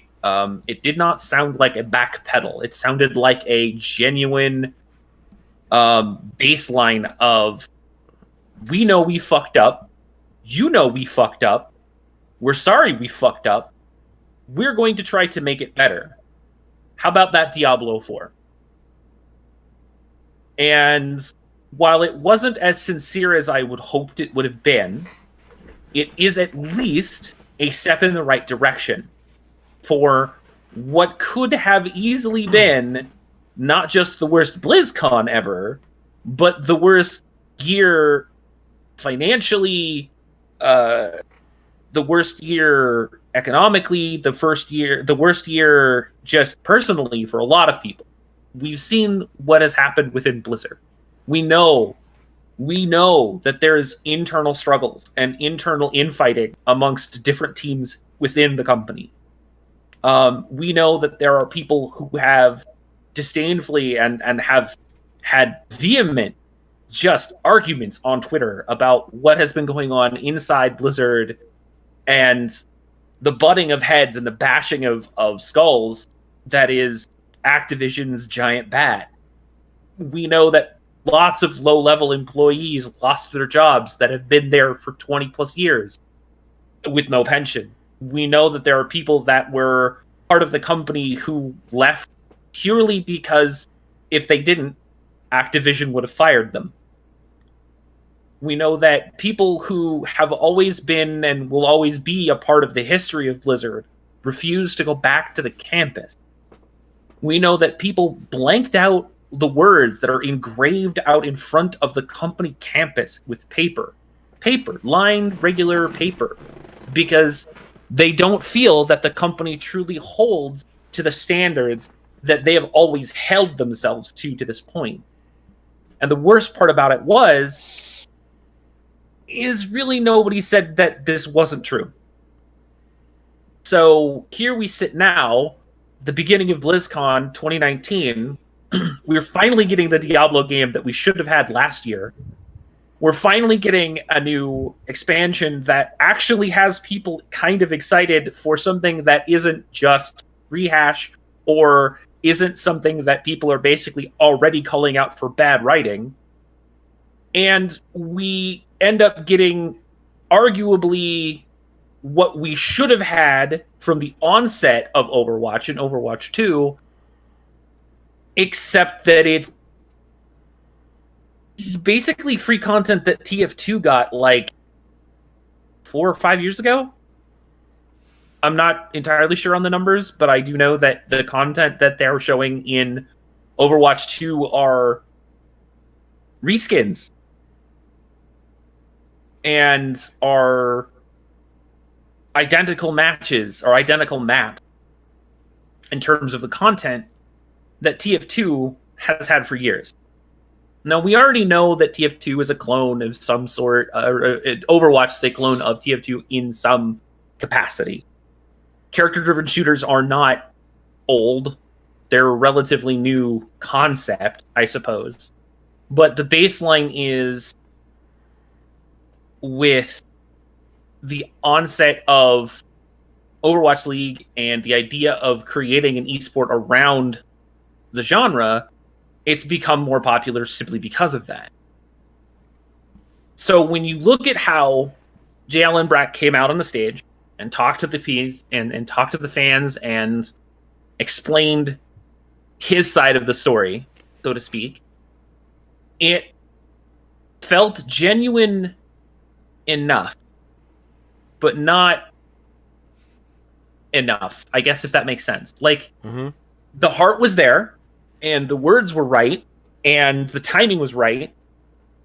We knew he was going to say something at the beginning of BlizzCon. We did not know what, but we knew he was going to. To address the BlizzCon conversation was the right thing to do, and a lot of people are glad that he did. There's a lot of people who aren't, and they're basically saying you still need to vote with your wallet. Don't buy Blizzard. They still support China, not Hong Kong, blah, blah, blah. Another conversation for another time. We've already talked about it. We all know what our things are on it. That's not the point here. The point here is that they understand what they did was wrong, but there wasn't enough of what we expected from the message to be there. And I think that's the I wouldn't say infuriating, but I think that's the piece that was missing from that speech that he gave at the top of the show. I'm glad that they're finally showing us what we'd asked for last year, and I'm glad that they didn't touch on the things that they know are bad and are not going to do well and will just cause more problems and more heat and more loss that they're not willing to accept. But there are still some people who are genuinely good within the company. And while J. Allen Brack may not be the right face, because I'll be completely honest, if Morheim was still at the helm for this, that probably wouldn't have happened the way that it did. But when you've got a company like Activision doing this, I'm putting the noose around your neck. I'm basically saying, this is what you have to say. Put your spin on it, or we pull. So, here's my thought on this. So, it was nice that they finally revealed Diablo 4. There was, of course, you heard that rumor that they pulled the reveal of it from last year's BlizzCon for whatever reason. That pissed off a lot of their fans. Oh, it wasn't just that they pulled it. They just flat out said that wasn't being made. They flat out lied about they were not making Diablo 4 at all. Yeah. When did that happen? Because I remember them saying that they during were. the panel. Why everyone was confused as to why they didn't show anything and just showed mobile instead. So here's the timeline. 2 weeks before BlizzCon, it was revealed that Diablo 4 was in production because of the opening of a new patent. Job listing. Not patent. It wasn't just a job listing, but they had a site, like a website posting that actually went to whatever the website is specifically off the top of my head. I can't remember because I had it and I'm just gone. But there's a specific website that you can pull a lot of metadata from and a lot of aggregate data from when people are registering websites. And they had registered a Diablo 4 website. And what ended up happening was that when people found out, Blizzard said, kibosh, cannot let any more information about this game out yet. Because we're not ready to show what we have. Flash forward 2 weeks to BlizzCon, they revealed Diablo Immortal, say nothing about Diablo 4, and when asked Q&A session about a Diablo for console, they stated on the Q&A panel, we do not have plans for a console release of Diablo at this time. Mm-hmm. Now, back to what I was saying, though. So, he comes out and he issues his apology, and I feel two ways about this. I'm happy that he finally he came out and said something and was the face of the apology. And I also want to thoroughly believe his apology, but it's going to take more than just stating the apology for him to actually win me over. I am not a big fan of what Blizzard has done in regards, as I said in the last episode when we talked about this. I want to see Blizzard from here on proving that they're sorry and that they are going to do better. This wouldn't be the first time a video game company has royally fucked up and said that they would do better, and most of them have done better in the past. And Blizzard is one of those companies that has been around a long enough time that they realize, we need to do better, and I want to believe that they know this and that they will do this, but time will tell. People on the internet, though, don't seem to believe them. People like Smash JT and Rich of Review Tech USA and Angry Joe are immediately quick to say this non-apology is bullshit, and here's why, and they always seem to keep pointing to the incidents that happened just not too long ago as the reason why, saying, no, they allowed this to happen, they did that, that happened a couple weeks before this apology, okay? You gotta give time for stuff like this to play out. You cannot expect things to be fixed, especially, the way you handle a company overnight after an apology. He can't sit... he could have easily threw that kid that interrupted a panel out of the convention. You hear about that? The little kid who was at the Sixers game showing that T-shirt. He went to BlizzCon, walked around with his megaphone, being obnoxious as hell. Free Hong Kong. Intentions are great, kid. I love what you're doing, but you are being a dick. Gets on stage. They hand him the microphone. He says his piece. They let him go. They don't kick him out. They don't make a spectacle out of anything. They just let him go. That was the first good action right there. Okay. But it wasn't a strong enough action to prove that it comes with time, that comes with, due diligence and all that stuff. And I really hope Blizzard will amend their ways. Speaking of which, I am excited for Diablo 4. My thought process on that is that, like, it's okay to be excited for this game if you're angry at Blizzard because the ideals and all that stuff, the decisions came from up top.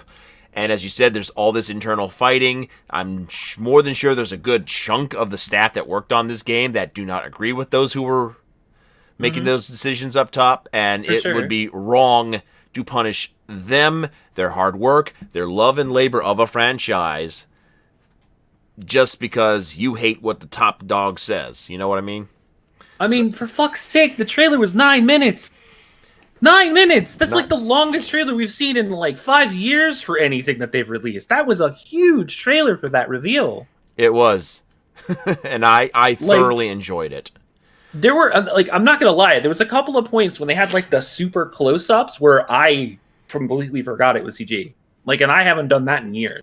This is Blizzard Like, we're talking about. They have some of the best like CG cinematography on the planet that can rival any movie studio.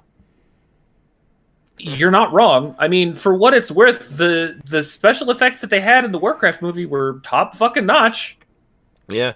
I mean, so we'll just continue the roundtable, get people's opinions. Brian, you really wanted to talk about this Blizzard thing last show, but you weren't able to join us. So why don't you give us the TLDR of your thoughts, and then maybe about the apology and whatnot from BlizzCon. I mean, I think a lot of people don't understand that, number one, Activision makes a lot of the decisions over at Blizzard. A lot of the corporate power that was at Blizzard before is gone. A lot of the people that kind of allowed to mandate how Blizzard would run and how their games would look and that kind of stuff, a lot of those people are gone. So Blizzard is not the Blizzard that people remember from 4 or 5 years ago. I also think it's important to remember that Blizzard is a company. Activision is a company, and they have to make money, and China is a big part of that money. And they do have rules in place for what you can and cannot say on an official Blizzard stream. You know, if he had said it on his own personal stream, then I think people would have room to say, hey, no, you can't ban him or anything like that. But the fact that he used his interview time on an official Blizzard broadcast to say what he said, Blizzard has to take action. You know, was the action too harsh? I would say so. Was even their scaled back action too harsh? I would say so. But at the same time, you know, like knowing some other people that are handling the esports side of the industry, they immediately told all of their players, like, hey, this is not something you can do. But that's not going to make the rounds in the news cycle because they caught it ahead of time. You know, like I know for a fact that same day that Blizzard laid this down, like there were other heads of esports at various companies telling all of their players, hey, you can't do this. You know, like just so you guys know, like on your own time, do whatever you want. But on an official broadcast, you cannot do this. You know, and then moving forward to BlizzCon, I first want to just mention something quickly about last year's BlizzCon. No matter what they didn't cancel, whatever was in development, wasn't in development, everyone knew Diablo 4 was coming. Absolutely. Everyone knew Diablo 4 was in development. All they had to do was have some random intern make a title treatment. Show that, boom, coming soon, boom, here's Diablo Mobile. And no one would have had an issue. They would have been, you know, jumping for joy at Diablo 4. We don't need a 9-minute cinematic. Literally just show us a title treatment and call it a day. And that would have eased the pain of last year significantly. I mean, Bethesda got it right. Literally, but Bethesda's like, here's the title treatment. All right. Here's ES6. Here's our space franchise. Yeah, that's all you get right now. That's all we've got. And that's people all Blizzard had to do. This is amazing. Oh my god, Absolutely. It's so amazing, you know. But I do feel that the apology, it was forced, right? Like you have to make that apology. You don't have a choice, right? Yeah. So I feel like the best way to do it would have been to literally open the show with that. Not open the show with Diablo 4. I think that he should have walked out there before anything happened and said, you know what, guys? We have an awesome trailer that we're going to show you in just a minute. And we wanted to open the show with this awesome trailer. But I said, There's something more important than that. Mm-hmm. And then go into the apology. And I think just doing it before the trailer instead of after would have made a significant difference. Would it have been enough? I don't know.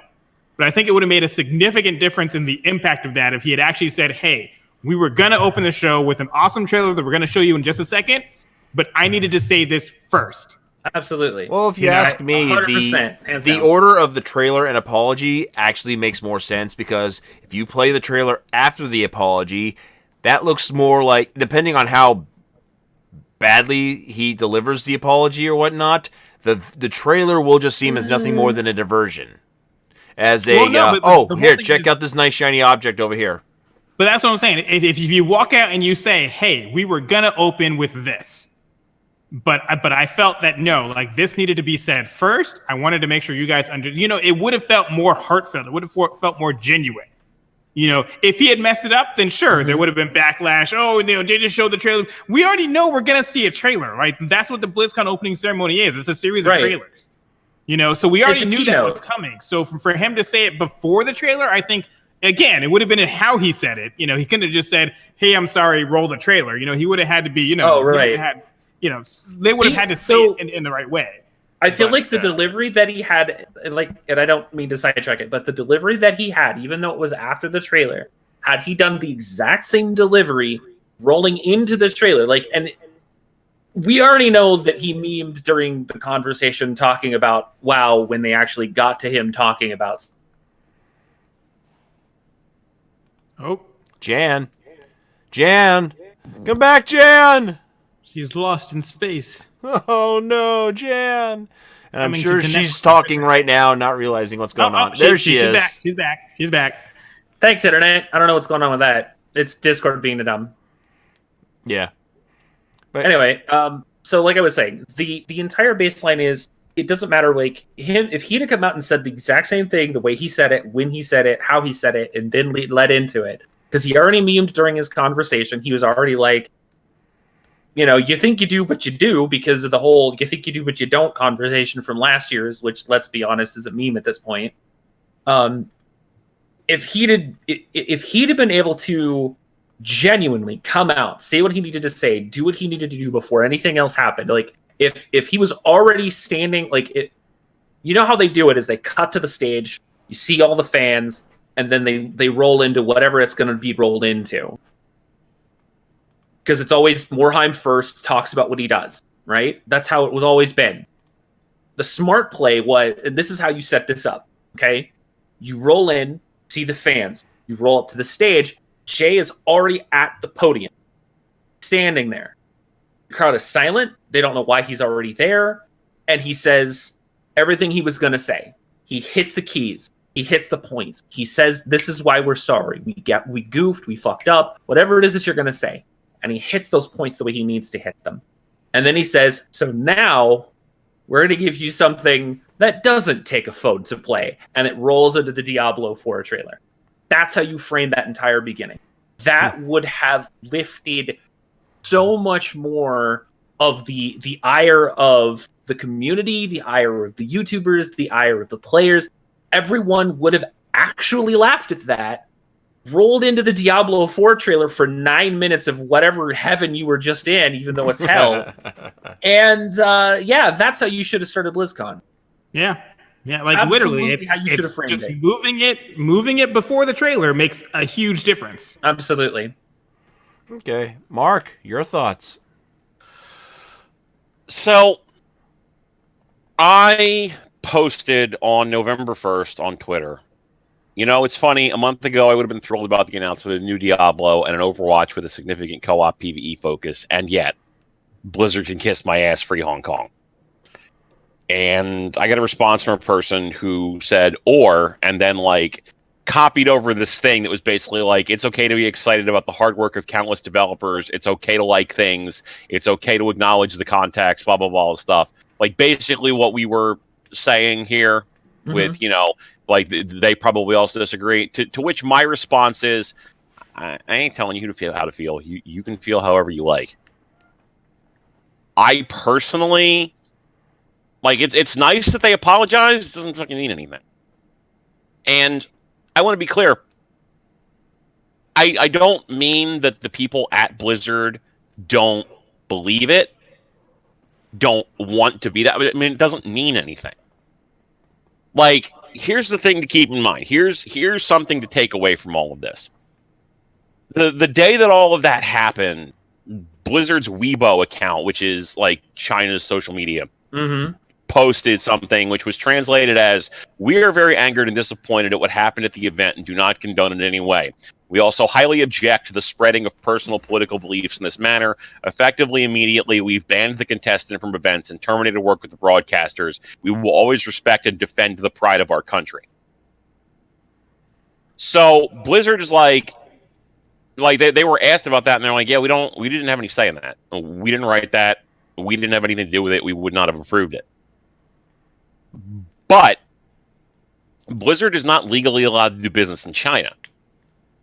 They have to go through a third party to sell their games in China. A company called NetEase, which is the company that posted the fucking Weibo post. So when I say it doesn't fucking mean anything, what I mean is this is not going to change anything in any measurable way. The next time somebody fucks up in this way, in a way that pisses off the Chinese government, it's going to happen again.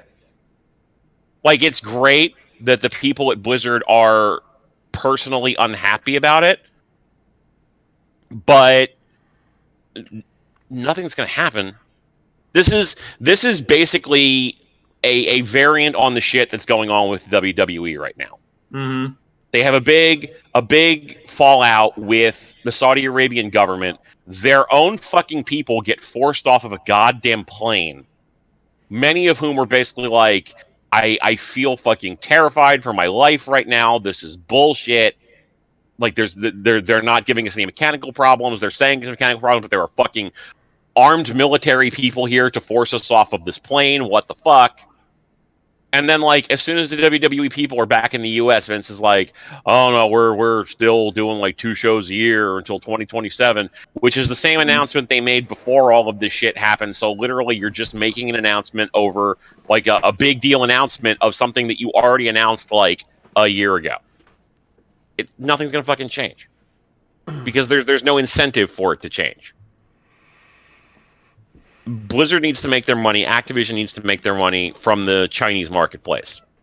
Okay?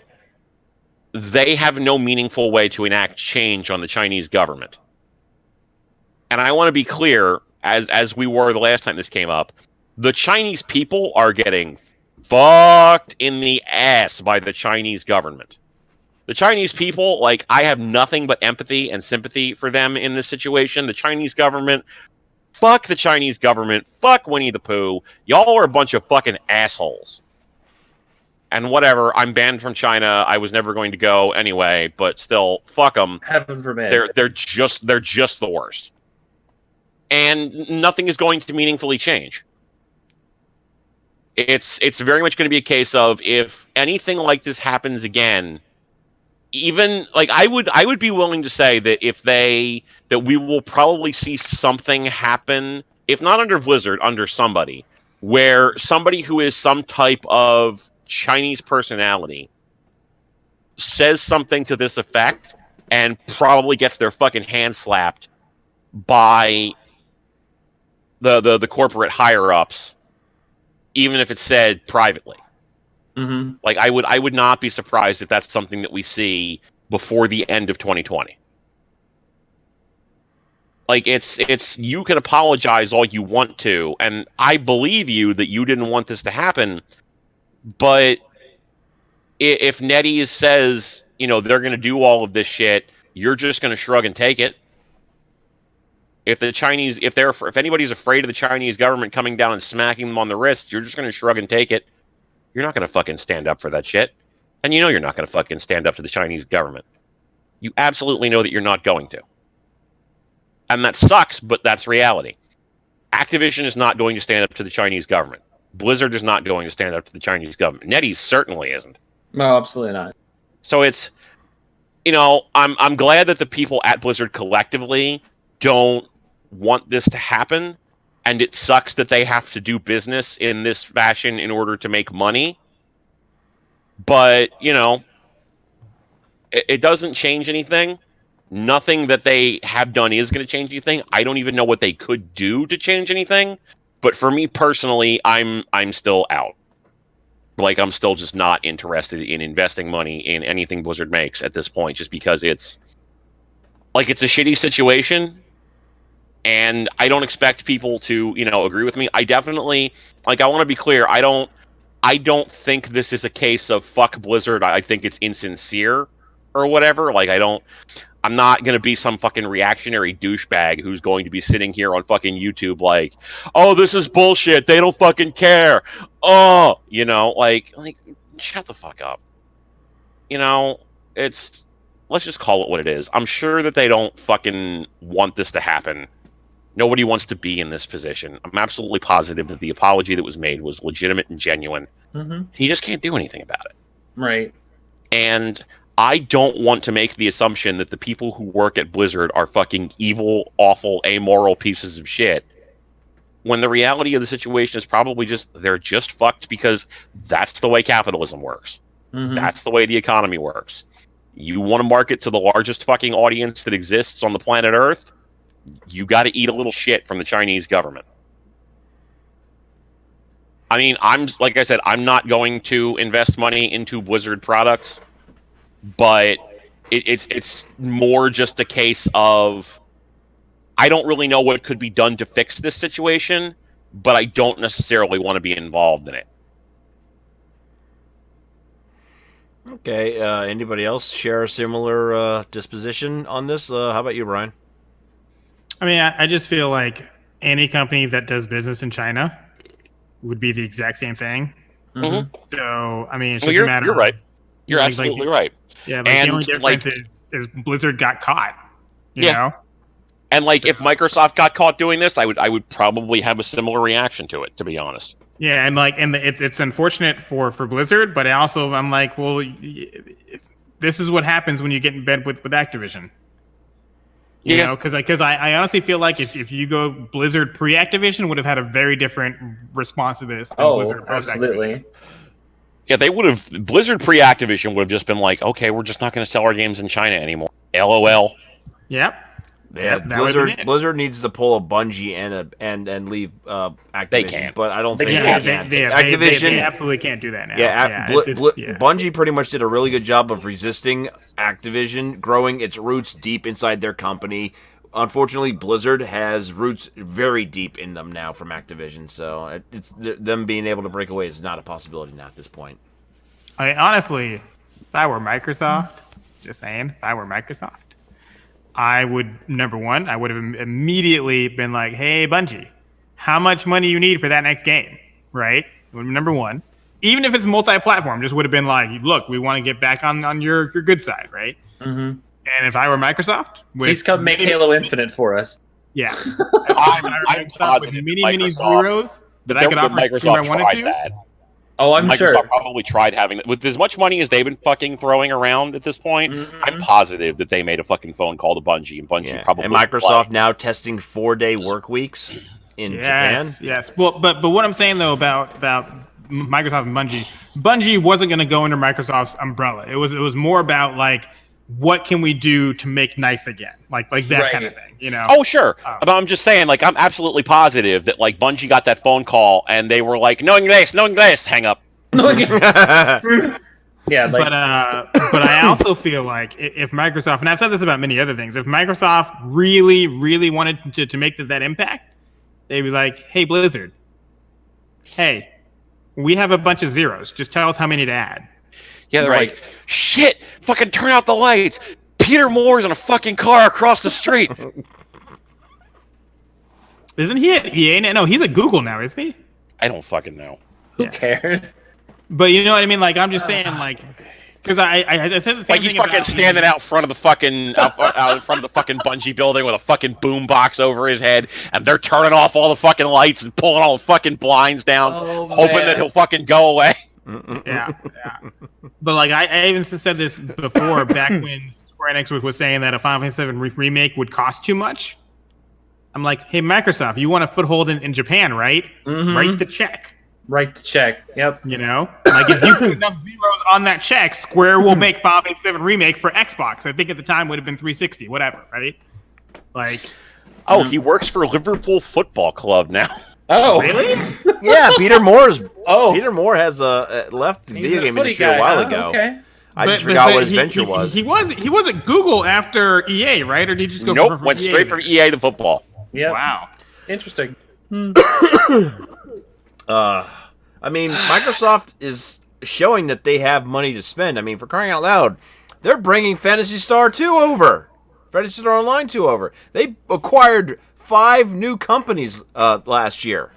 Oh yeah, no, they have money coming out of every possible orifices, and several that were not even known to exist from a business perspective. And they don't seem to care about multi-platforming their own games now. I mean, freaking Cuphead. They don't care that Outer World is on other consoles. No. You have to understand that is a money play. Microsoft wants every single person that has a video game console to sign up for Xbox Live. That's what they want. That's why we had that conversation you months absolutely ago get about into the Xbox architecture being on systems like the Switch and PS4 and your phone and your computer and your PS. It's everywhere. Microsoft understands the way business works, not so much the way the game business works, but they understand how business works, and they know what money needs to spread where to get that money to return back to them. Yeah. They already know that the console wars aren't really a thing anymore. They know that the console buying potential of whatever it is that they're producing isn't probably going to be the number one worldwide. What they do know is that the software that they're going to provide is definitely going to be in literally everyone that plays games' hand. And they know exactly who to buy, and they know exactly where to sell it, and they know exactly what they're doing with those zeros. It's a smart play because they know where they're going with it. Mm-hmm. And Microsoft is ahead of the curve with everything like Game Pass. Yep. Like that's like Netflix for video games. Why has Sony not done this? Why has Nintendo not done this? Why doesn't Nintendo have literally a classic Game Pass where they're like, here is every SNES game, here's every NES game, just pay us $30 a month or $10 a month or whatever, and you literally have the entire library forever. Yep. But and another conversation for another day. Sony will launch something with PS5 where they're like, oh, here's Play Pass. Like it's going to be something dumb. But it's always something that Microsoft or Nintendo does. Sony seems to jump on the bandwagon about a year or two later. A little late. Yeah. A little late. I'm actually PSN really excited after Xbox Live took a stronger foothold.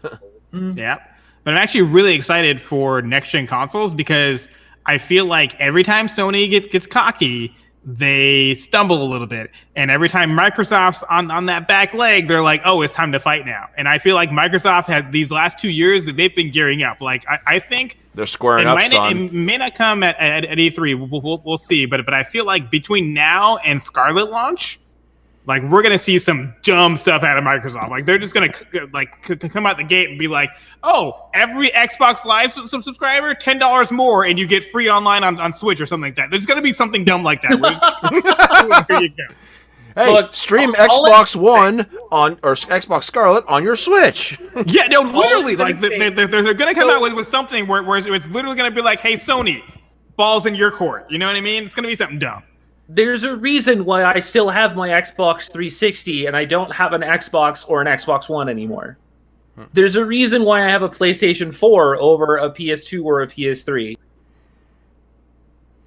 They're just this is how the cycle goes. Yep. One does great, the other one doesn't. One does great, the other one doesn't. It's a back and forth.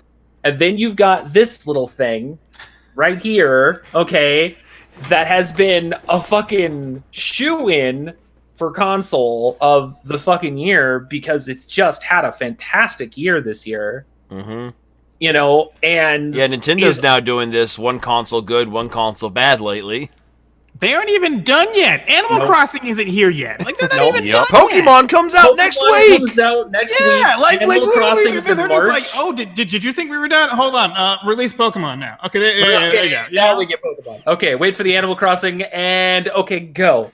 Like, Okay, they have how well is tiny Pokemon things doing? with Sales are Crossing. slowing down. Okay, reveal trailer for the next Mario game. No. You're getting ahead of yourself. They were like, oh, it's Pokemon so Metroid Prime 4. There you go. Now Like, we it's- finally get the Metroid we've been waiting, 2 years for. Of course, Yeah. that's how that works. Okay. Oh wait, we're Anyway. 3 years into the Switch's life cycle. All right, finally revealed the Switch Pro. and by the way, the launch title for the Switch Pro, Zelda next, whatever Zelda game is. There you The go. new Zelda Breath of the Wild sequel. Breath of the Wild 2, And- whatever they're gonna call it, right? Yeah. This isn't even my final form. Right, exactly. Yeah. Nintendo knows how to step. And they've understood that with the Wii U, they understood where they overstepped the bounds. They understand where they went wrong. They The went DS wrong in so many places. The DS was the way that they needed to continue. And when they released the Switch, everyone's like, I don't really think this is oh wait, this is actually not awful. Okay. What else you got? And it's been like a constant roll of games. Like it's been like every other month. I feel here's another major release for the platform. So You what know, are the last like- two? What are the last two franchises we haven't seen anything major from? Metroid and Star Fox. Yep. Oh, when Well, was considering the results from the last Star Fox game. But again, Wii U. And the other thing is like Listen, Nintendo the, has Wii, so the many- Wii U was not at fault for the fucking reception that game got. Okay, Fair. That But, is like the whole fair. thing is, you look at the franchise Nintendo has in their back pocket that they haven't even used, like F-Zero. Like you realize That as soon would as be everything so else is used up, they'll be like, oh, by the way, By here's the that way, F-Zero you've been asking for a decade. F-Zero. You know, F-Zero with online play. F-Zero now with Mario Kart. What? right? And they'll be I like, mean- oh, you know what? How about this? Eternal Darkness. There you go. Have fun with that. You know, Well, like, that's a I Silicon feel Knights like- game. So is Silicon Knights still around? I guarantee you, mostly no. Nintendo probably has the license to that. Like, I'm sure when Silicon Knights went down, they were like, we're just gonna grab that license and put it in our back pocket. And whenever we need that, they were like, oh, is Scarlet coming out? There's the next Eternal Darkness. There you go. Yeah, they went out of business back in 2014. Yeah. Because, Yeah, you but know. I mean, you can have anyone make the game. Like, look at what Microsoft's doing with all the Rare properties. Rare has Isn't nothing to it- do with them. Isn't They're like, Factor here's the 5 nice made up thing, of former here's Silicon Knight Battletoads. members? Oh, I don't know. I'm trying to figure out who the fuck owns. Nintendo published it, so maybe they own Eternal Darkness. I would imagine if they didn't own it, they bought it before Silicon Knights went out of business. Well, I mean, they're fucking in bankruptcy right now. They could just go to Silicon Knights and be like, "Yo, $5, give us Eternal Darkness." Yeah, that's what I'm saying. Yeah. Nintendo is developed by the now defunct Silicon Knights, but owned by Nintendo. Yeah. So Nintendo does own the Eternal the Eternal Darkness franchise. So if they Yeah, decided like they I'm wanted saying, to release like- something, It's, you go. it's coming. It's one of those things where they're gonna be like, oh, did someone say that the Switch was dying? Eternal Darkness sequel. Also, keep in mind that Nintendo actually renewed the Eternal Darkness trademark back in 2015. So yeah, it's coming. Yeah. Yep. All right. Well, this was a fun little venture. At the end of the show, I really enjoyed this. Save that energy for the next show if we can get you to come back on, Brian. I mean, whenever I'm free, I'm fine. It's just it never like it worked out this week. I literally had a screening yesterday, a screening tomorrow, a screening Thursday. I did not have a screening done. There is a screening tonight. I just didn't go to it. It was Doctor Sleep was tonight, but I don't do any of our horror movies. We have another guy that does all the horror movies. So Oh, I was gonna say, I heard that movie was pretty good, anything actually. else, I would have been gone tonight. So Okay. I heard that movie was pretty good. So So, ending the show off, what does everybody got going on, and what do they got coming up? We'll start with you, Mr. Brian. not a whole lot. Just a bunch of work stuff. That's really it. I'm still doing movie stuff. I'm still doing gaming stuff. There's a bunch of stuff coming up next year that we're just doing the initial prep work for now. I've had a lot of travel. I was in Canada last week. I was in Seattle the week before that. I'm supposed to be in Saudi Arabia next week. I don't know if that's going to happen or not. because I'm of all sorry. stuff that's kind of going on. But yeah, and then I'm in Charlotte the week after that, and then I think I have 2 weeks off, and I'm in Vegas. So yeah, there's been a lot of travel and a lot of stuff going on, and yeah, just work stuff. Vegas in December? Vegas in December? Yeah, Vegas in December for the Rainbow Six U.S. Nationals. Oh, right. Okay. Okay. How about you, Mark? What do you got going on, and what's coming up? Well, the radio play that I did has released over on the Podeskew podcast. Top quality. I haven't listened to it yet, but I've heard good things. Yeah, it went well. I think it was a lot of fun to do, and I would probably do it again. I enjoyed being able to sit down and do the recording. I worked with a bunch of talented people on it, and if you haven't listened to it, go check out Podeskew. They are on Spotify, iHeartRadio, a bunch of other different places. Just pod like podcast, askew like view askew, because they do a lot of stuff that is Kevin Smith adjacent.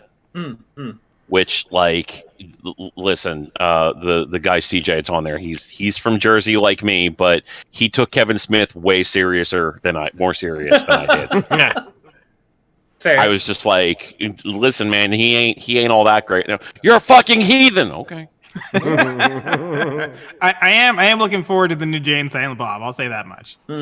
Yeah, it's. I heard that it's basically just exactly what you would expect, and I'm like, you know what? That's fine. I like Jay and Silent Bob Strike Back. I'm sure I'll like Jay and Silent Bob. Yeah, I enjoyed Strike Back. I thought it was fun. So I like that better than I like that. I think Dogma is my favorite Kevin Smith movie. Dogma is Mallrats, and then probably Jay and Silent Bob. Yeah, Dogma is, I think, most people's favorite Kevin Smith movie. Unless you are one of those purists who's like Clerks, which, okay, I guess. Or one of those weird people who's like Chasing Amy, which is like, okay, whatever, dude.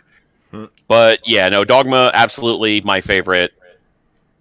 I'm sure that, you know, Jay and Silent Bob reboot will be fine. He's talking about Clerks 3, which just makes me fucking hurt. But whatever. I mean, if you remove Rosario Dawson from Clerks 2, that movie is terrible. So, I mean, yes, but if you like, Clerks 1 in retrospect is kind of a piece of shit. Like, it's meaningful and impactful for what it accomplished. It gave us cinema? Rosario Dawson. That's pretty much the only thing about it. No. That didn't give us Rosario Dawson. That was Clerks 2. I thought she was in the first one. Do you want to know what movie gave us fucking Rosario Dawson? Don't say kids. Kids! Fuck. That was the first fucking movie she was in. Like, the fucking director saw her, like, sitting on a stoop and was like, hey, you want to be in a movie? And she didn't immediately run away screaming. Well, you know, that was back in the day when you didn't have to run from strangers. So, you know. Fair. I mean, Stranger Danger was still a thing in the 90s. Yeah, having seen Kids, maybe she should have, but, you know.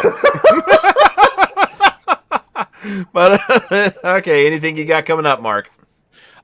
Streaming Friday and Saturday, as usual. Friday, going to be more Mass Effect Andromeda. We are going to go through that until I get bored or until we complete it, whichever comes first. All right, and Saturday?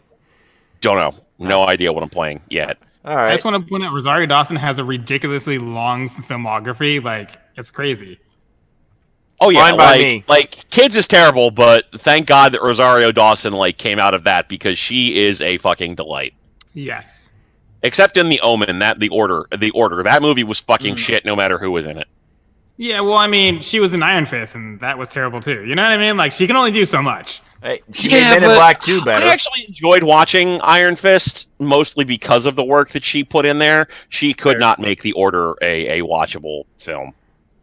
I will actually say, though, that I do feel very strongly that Marvel will bring back those Netflix heroes for Phase 5.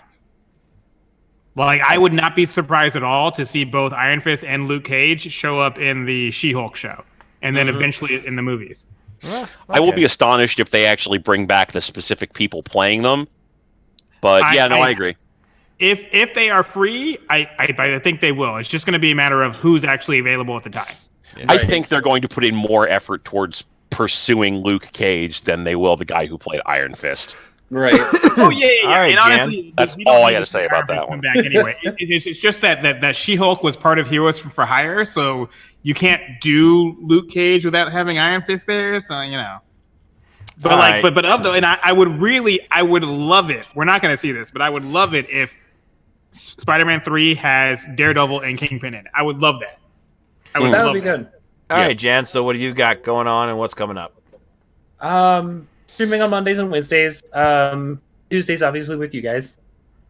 Other than that, pretty much just working on Fire Emblem Three Houses, and then I'm probably going to end up dedicating one day to Fire Emblem, one day to Pokemon when that comes out in a few days. And then from there, I don't know. I'm still sort of working on Outer Worlds, kind of on the side. It's like it's a fun game and I'm enjoying it, but like that sort of experience is something that I'm doing sort of separate from everything else. So the people that I've been doing it with were unavailable for the last few days, so I just haven't gotten a chance to continue with it. But hopefully that'll pick up the rest of the week. And then other than that, I don't really know. I think it's pretty much just those two things right now, and then kind of stepping forward.